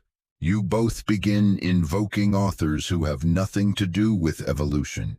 Carlyle would have scoffed at all this, Edgar insists. You counter with a pithy line from Pope, delivered with just enough ambiguity to imply superiority. You know this isn't really about Darwin. It's about ownership of intellect, about whose opinions sound more expensive, about which gentleman can best leverage his library like a verbal armory. Eventually, Edgar lunges. "So you believe man descended from apes?" You smile slowly. "No, Edgar, I think you did." Checkmate. He storms out, possibly to experiment with steam again, or to mutter about Galton in the garden. You pour yourself another drink and exhale. Later, you find his fingerprint smudged on the edge of the Darwin volume. You wipe it off with a silk handkerchief, whispering, "Not on the gilt, Edgar. Never on the gilt." A fringe tidbit one Victorian household kept: The Origin of Species, wrapped in brown paper, labeled Cookery Vol. 3, so the vicar wouldn't see it during visits. The deception worked until he asked for a recipe for tripe and opened it by mistake. In the aftermath of your cousinly skirmish, you feel oddly invigorated. Not because of the topic, but because your library fulfilled its purpose. It became an arena, a pulpit, a proving ground. You begin to rehearse retorts should the battle resume. You practice lines in the mirror. Adaptation. Edgar does not excuse arrogance. Science evolves. Pity your opinions haven't. If we're descended from anything, it's long-winded men with too many footnotes. You leave The Descent of Man prominently displayed for several days, just in case Edgar returns. You prop it open on the chapter about moral development. The irony is so thick you could serve it with a spoon. You start to see the library differently now, not just as a sanctuary, but as a stage. You imagine future debates played out under your ceiling's watchful plaster rosettes. Someone arguing over Hume, someone else invoking Swedenborg, and you seated at the head of the room holding court with a quiet smile and a very sharp tongue. You've even considered installing a small bell to summon refreshments mid-debate, a silver one, with a crisp, judgmental chime. In the quiet afterward, you run your hand along the shelf. The books have taken sides. Some lean toward science, others toward sentiment. You suspect the Book of Common Prayer is quietly furious with the vestiges of the natural history of creation. But tonight, They rest together. And so do you. You're dusting the guest book again. It's not that it's dirty, it rarely is. It's that the act of dusting gives you a reason to touch it, to flip through its thick, cream-colored pages, to revisit the names of those who have entered your library and dared, however briefly, to record a thought. The guest book was your idea, of course, a relic of older customs you claimed. But secretly, you just liked the idea of people leaving a little piece of themselves behind, preferably something flattering, something reverent. You placed the book on a stand near the door, a fountain pen beside it, nib polished to a shine. At first, visitors found it charming, novel. They scribbled a line or two, a most splendid collection, an honor to be surrounded by such wisdom. Do you actually read these? You ignored the last one. But over time, something odd happened. The entries became stranger, less polite, less performative. One guest simply wrote heavy dust, smells like ink and regret. Another wrote nothing at all, just drew a small, sad wail. You wondered if they were mocking you, or the room, or the very idea of a man keeping a ledger of literary admiration. But you didn't remove the page. You never do. Historians still argue whether guest books in private libraries were genuine tools of social record or merely props in the great Victorian theater of self-importance. The truth, as always, lies somewhere between satire and sincerity. Here's a fringe fact. One famously snobbish collector kept 2 guest books, one for public comment and a hidden one labeled Real Impressions. The second was filled with surprisingly raw entries, reflections, jokes, even the occasional critique. He burned it before his death. The first survives, bland as porridge. You haven't gone quite that far yet. Your guest book now lives in a peculiar half-life. Some visitors ignore it, others treat it like a dare. The last entry reads, "The chairs are stiff, the books are stiff, the host is complicated. You can't tell if it's meant kindly, and yet you keep it." There's something noble, you think, in collecting not just books, but responses to books, even if those responses are cryptic or mildly insulting. You've started rereading old entries like they're poetry. One reads, "Your library smells like my grandfather's attic if my grandfather had known Latin." You highlight that one. It feels close to a compliment.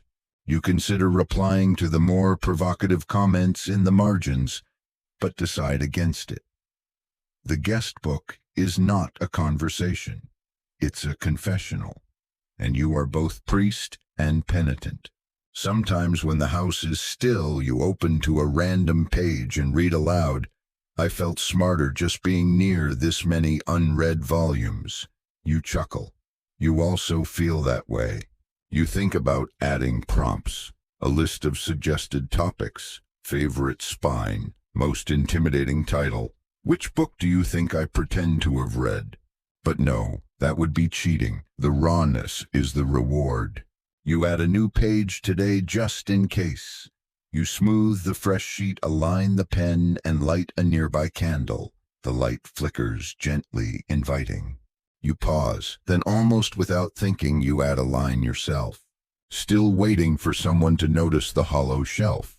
You smile. No one ever will, but that's the game, isn't it? To build a space so thick with performance, so saturated with silence that it dares someone to dig. The guest book remains open, always. Like the library itself, it's a record of who came, who saw, who left puzzled or impressed or amused. And perhaps, just perhaps, a little changed. You close the book with a soft thump. Not a final sound, just a comma in the quiet. It begins with a visit to the club. You didn't intend to bring anything home. Really, you just meant to have a quiet port, skim the society pages and eavesdrop on an argument about Anglican vestments. But then you spotted it. On the side table, abandoned beneath a napkin ring, and someone's half-crushed cigar, a volume you loaned 6 months ago. A philosophical inquiry into the sublime and beautiful, your annotated copy, the one with the pressed violet tucked into the last page. Unloved, smudged, the dust jacket folded like a failed origami swan. You glance around checking for the culprit, but of course they're gone. Cowards always are.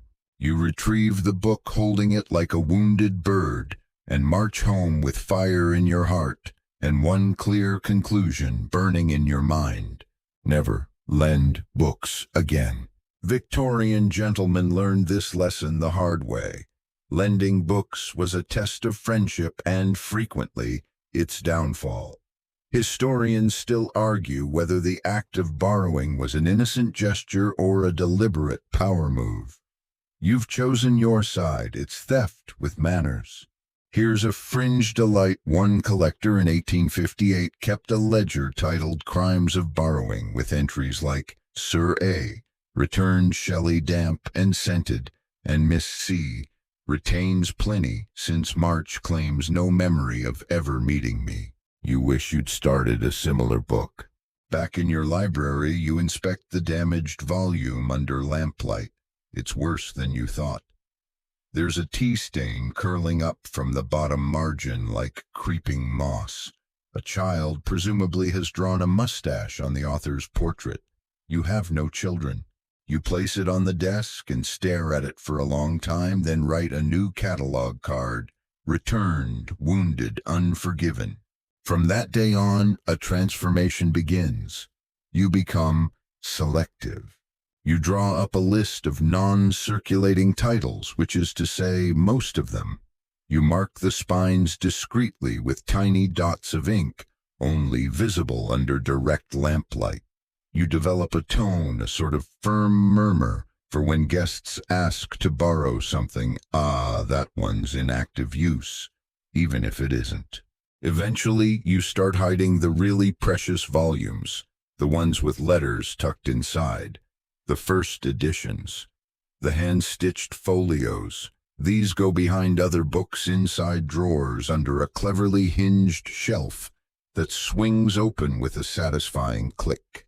You even consider drafting a borrowing contract, something with florid language and Latin phrases, like restituere sin dedicor, to restore without disgrace.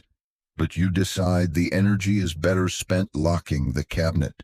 And then, the final descent, you begin stealing back.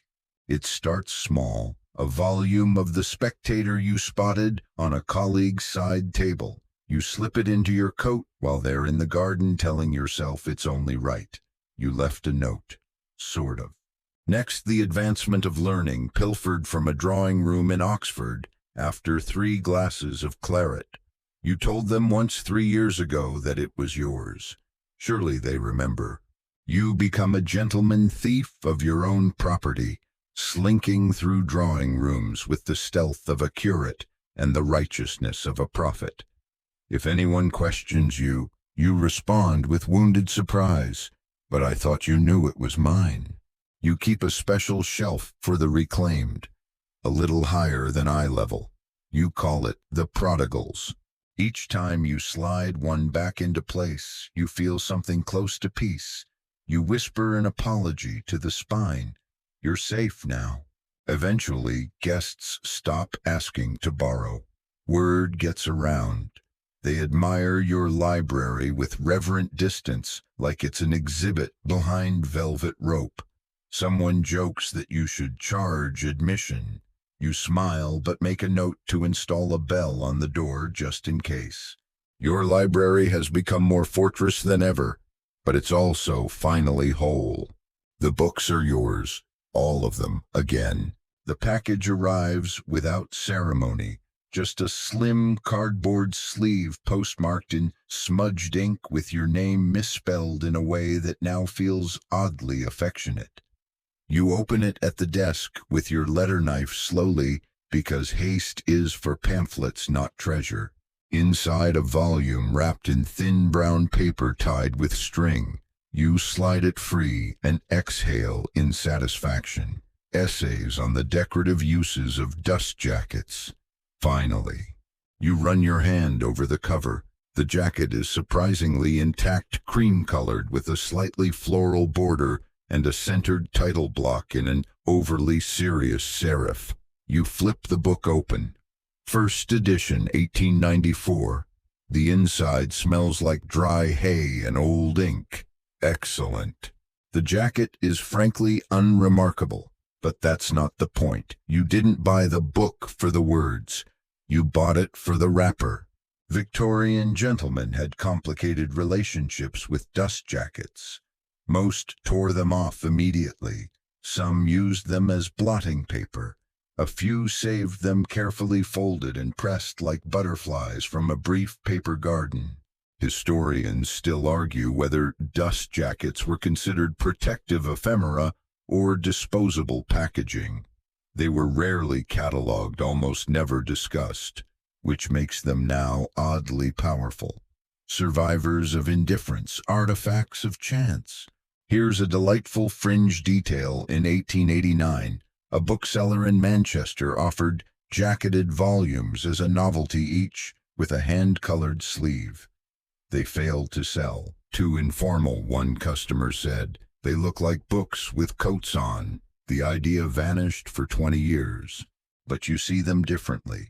You see them as masks, transient, protective, slightly embarrassed to exist, which makes them perfect companions for your shelves. You catalog the new arrival, DJ intact, florals, title misaligned, edgeware minimal. Then gently, reverently, you remove the jacket and slide it into the folder where you keep the others. Yes, you keep the jacket separate. Each rests in an archival sleeve labeled and dated, tucked away in a drawer that few know exists. You pull the drawer open now and flip through your collection: pale greens, faded reds, once vivid yellows, now the color of old teeth. Some are so brittle you handle them with gloves. You don't display them, that would be too obvious. No, the jackets are yours. A private indulgence, a whispered love affair with the forgotten aesthetics of preservation. Sometimes you match a book to its jacket just to see if it still fits. Like trying on an old coat. The sleeves are short now, the collar pinches, but you remember how it once looked in the shop window. A little ridiculous, a little beautiful. You briefly consider hosting a lecture at the club, The Socio-Cultural Role of Dust Jackets, in late Victorian publishing.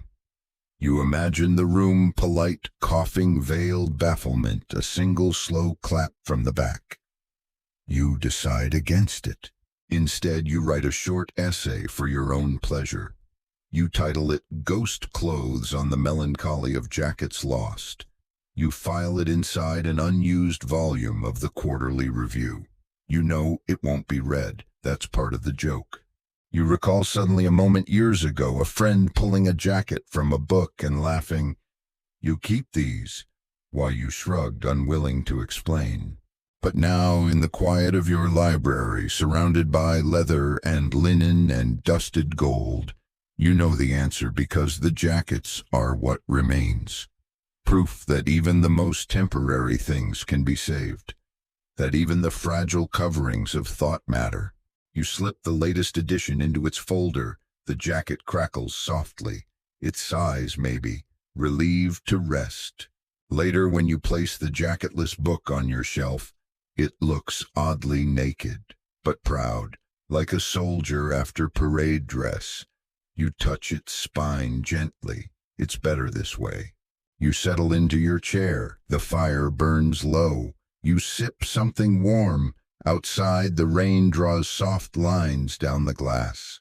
And inside, the jackets sleep quiet, careful layers of memory. Unreadable. Indispensable. The book is thick, German, and entirely unreadable. You know this because you've tried. Twice. The title alone takes up half the cover. Grundzüge der Logik und des transzendentalen Idealismus, embossed in a solemn typeface. that looks like it resents being touched. The inside is worse. Dense blocks of black-letter Gothic peppered with footnotes that appear to disagree with themselves. You set it down gently as one might handle a sleeping bat. Victorian gentlemen loved collecting books in languages they didn't speak. French was acceptable, Italian impressive, Latin expected. But German meant you were serious. German meant your thoughts were sharp, your inner life vast, your evenings utterly incomprehensible. Historians still argue whether this multilingual posturing reflected genuine interest or a quiet arms race of bookish intimidation. In truth, it was probably both. And you, having once memorized 4 lines of Schopenhauer purely for a club debate, are a proud participant. The problem is German philosophy is difficult, even in English. In German, it becomes an act of penitence. You once spent an hour trying to decipher the preface of Die Welt als Wille und Vorstellung. When you realized it was explaining how to read the rest of the book, you gave up. Still, you keep collecting them. Fichte, Hegel, Schelling. Their names march across your shelf like a battalion of intellectual stormtroopers. You refer to them as the difficult shelf. Guests glance at it and nod, as though in mourning.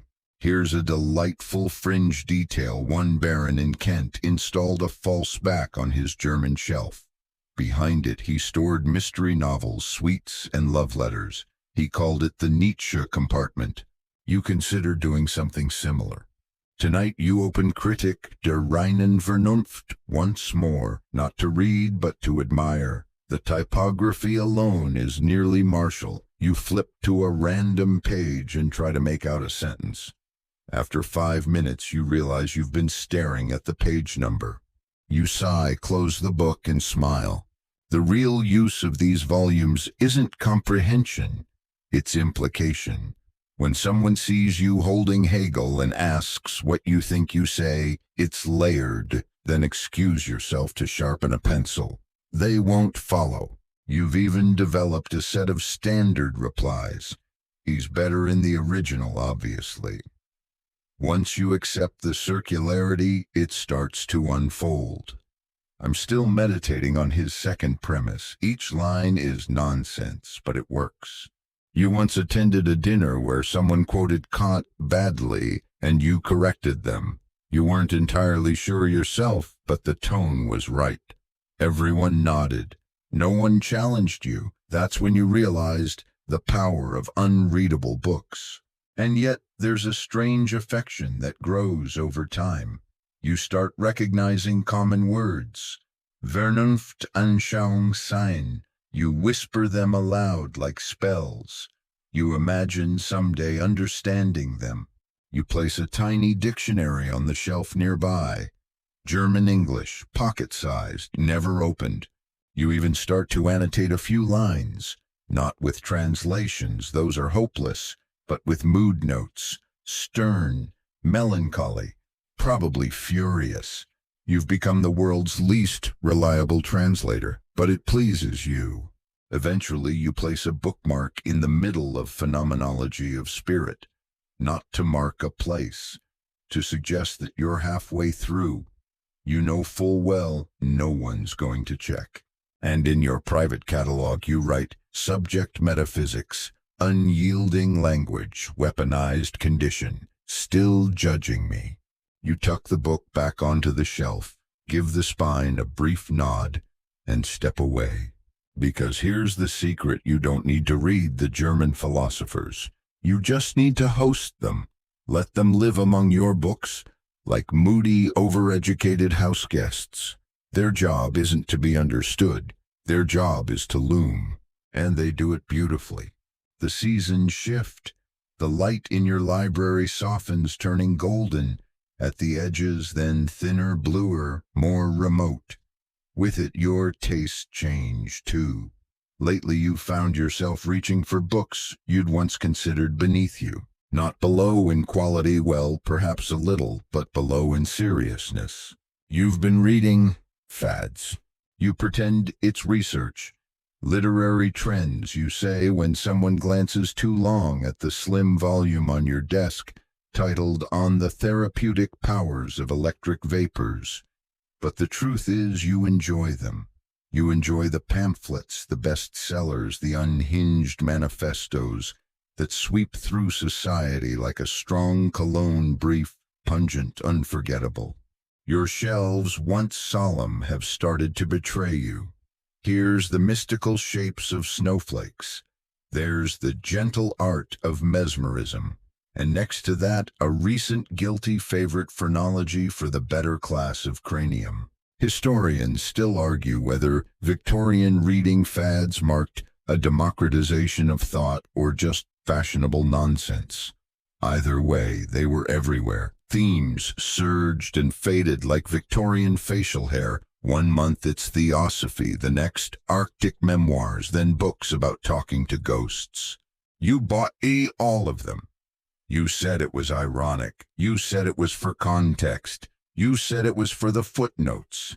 It wasn't. Here's a fringe detail you adore. In 1873, an enterprising author wrote a natural history of umbrellas, including a chapter on parasol sentience in the colonial mind. It sold 11,000 copies in a month.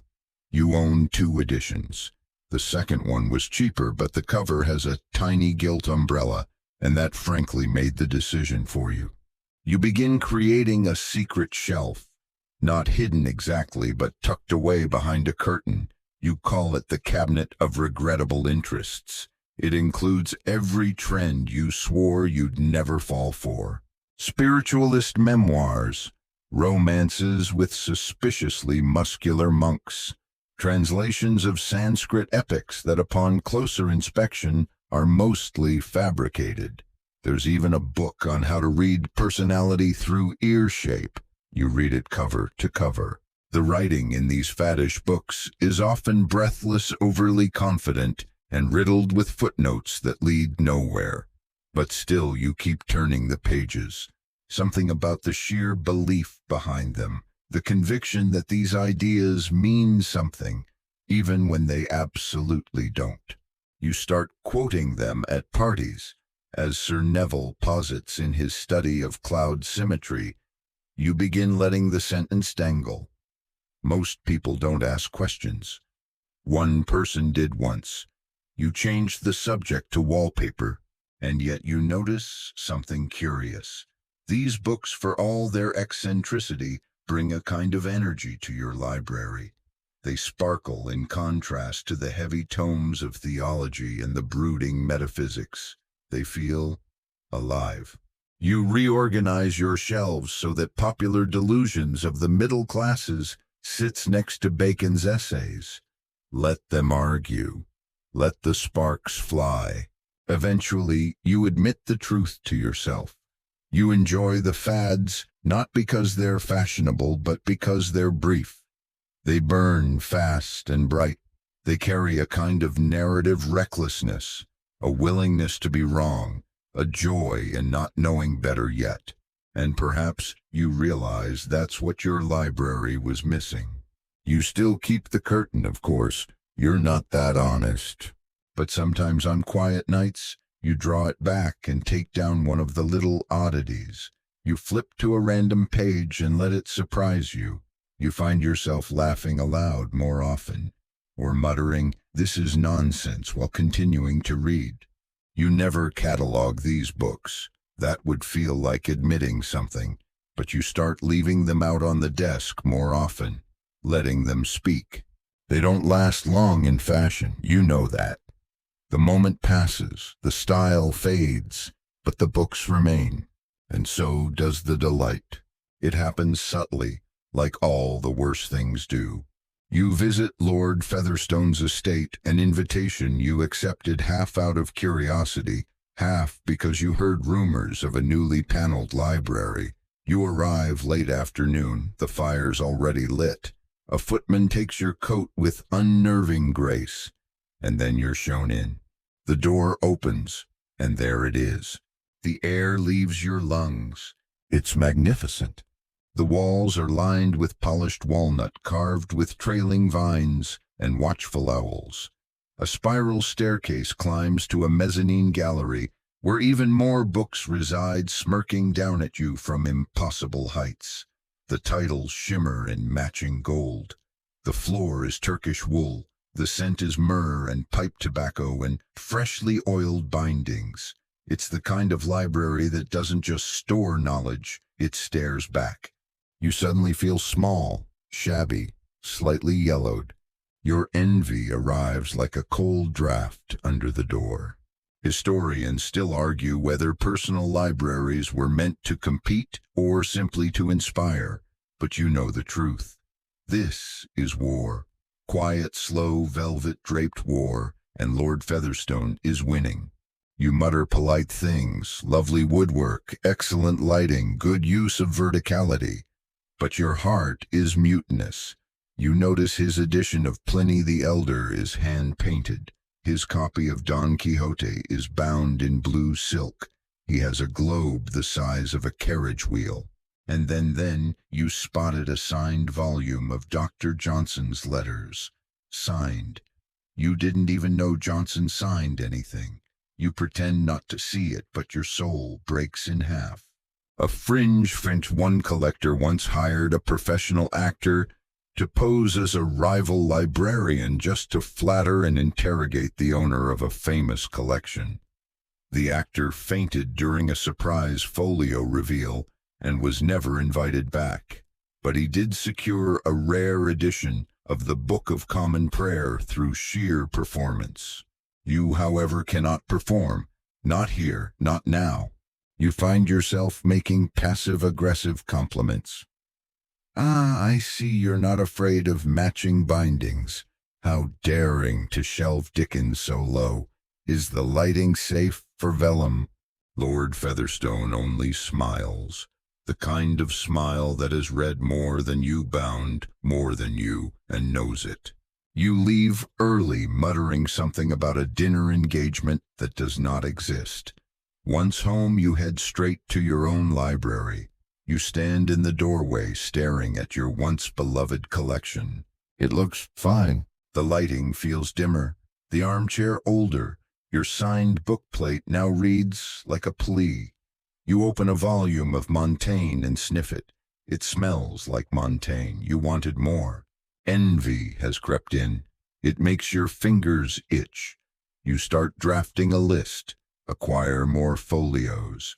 Replace shelf 3 with cedar.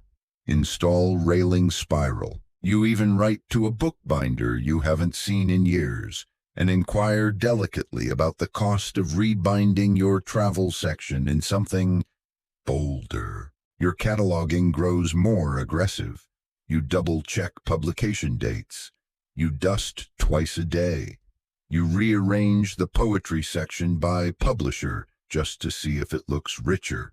None of it works. Your books are fine, lovely even, but you've seen the other one. You've seen the unreachable possibility of library perfection, and now yours feels like a well-meaning rehearsal.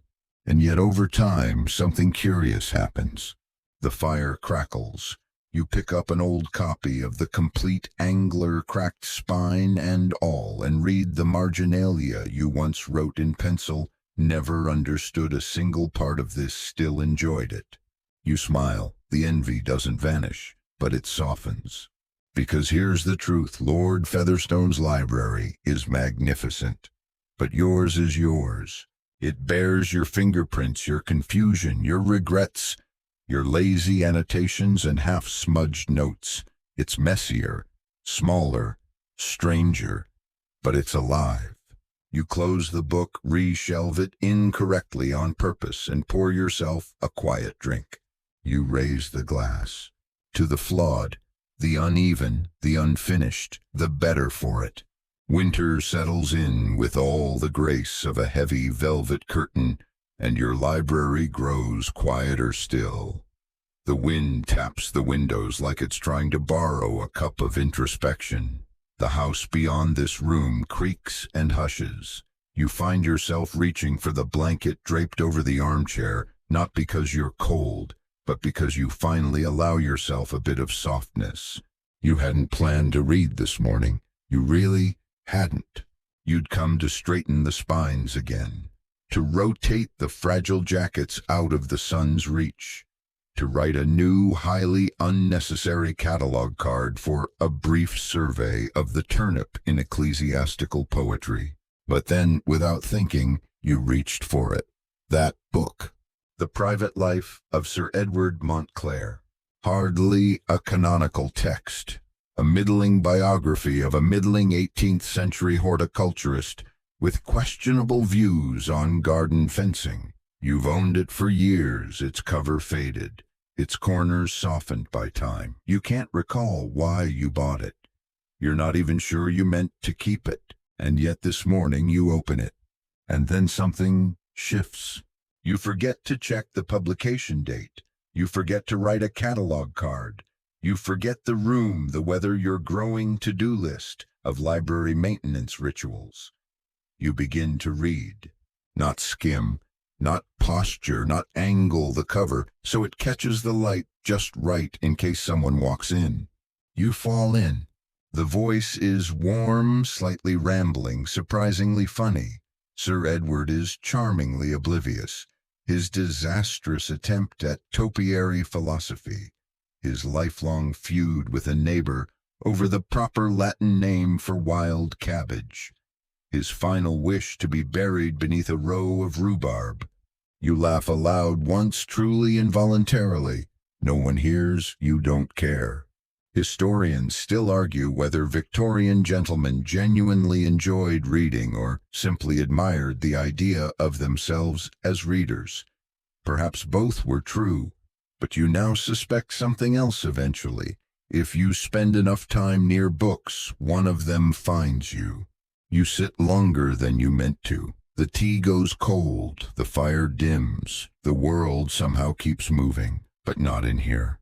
You dog-ear a page, a heresy. You underline a sentence in ink, a betrayal. You do both anyway. A fringe detail you love. One London publisher used to insert deliberate misprints in his books to catch plagiarists. He called them ghost words. You think about that now as your eyes scan a paragraph that seems written for you in this exact moment, in this exact room. You close the book softly. Not because you're done, but because you need a pause, the kind of pause that feels like gratitude.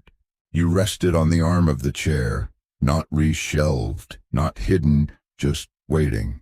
You realize then that for all your curation, for all the gilded spines and secret compartments and aggressive cataloging, what you've truly built here is a place where a book could one day change you. Not loudly, not epically. Just gently. You look around. The mismatched bindings, the crooked shelf where Voltaire leans against vegetable proverbs, the burn mark on the rug, the smell of pipe smoke that refuses to fade.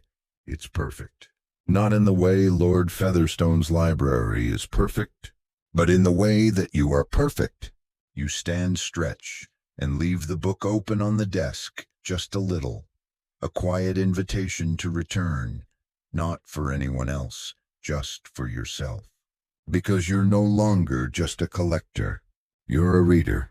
And it took nearly 1,000 volumes and a biographical treatise on rhubarb to realize it. The library is dim tonight, not dark, never dark, but wrapped in a kind of velvet dusk that softens everything it touches. The fire burns low. The walls seem farther away, as if making room for your thoughts. You stand in the doorway a moment longer than usual, listening to the hush, to the rustle of paper as the house settles, to the familiar creak of the floorboard 2 paces in the one that's groaned under the weight of your indecision 1,000 times. You step inside and close the door. Tonight you are not a gentleman at war with the catalog. You are not a man guarding his secrets or flexing his philosophical pretensions. Tonight you are simply someone who has lived a long time alongside books, and you feel it. You run your hand along the nearest shelf, fingertips brushing familiar leather cloth paper. You know the feel of each spine by texture now. The way Fielding has that subtle dip in the middle, the way Bunyan's embossing is just slightly crooked. You don't fix it. It wouldn't feel right. You lower yourself into the chair with the cracked arm and sigh, not from exhaustion, but from a kind of quiet fullness.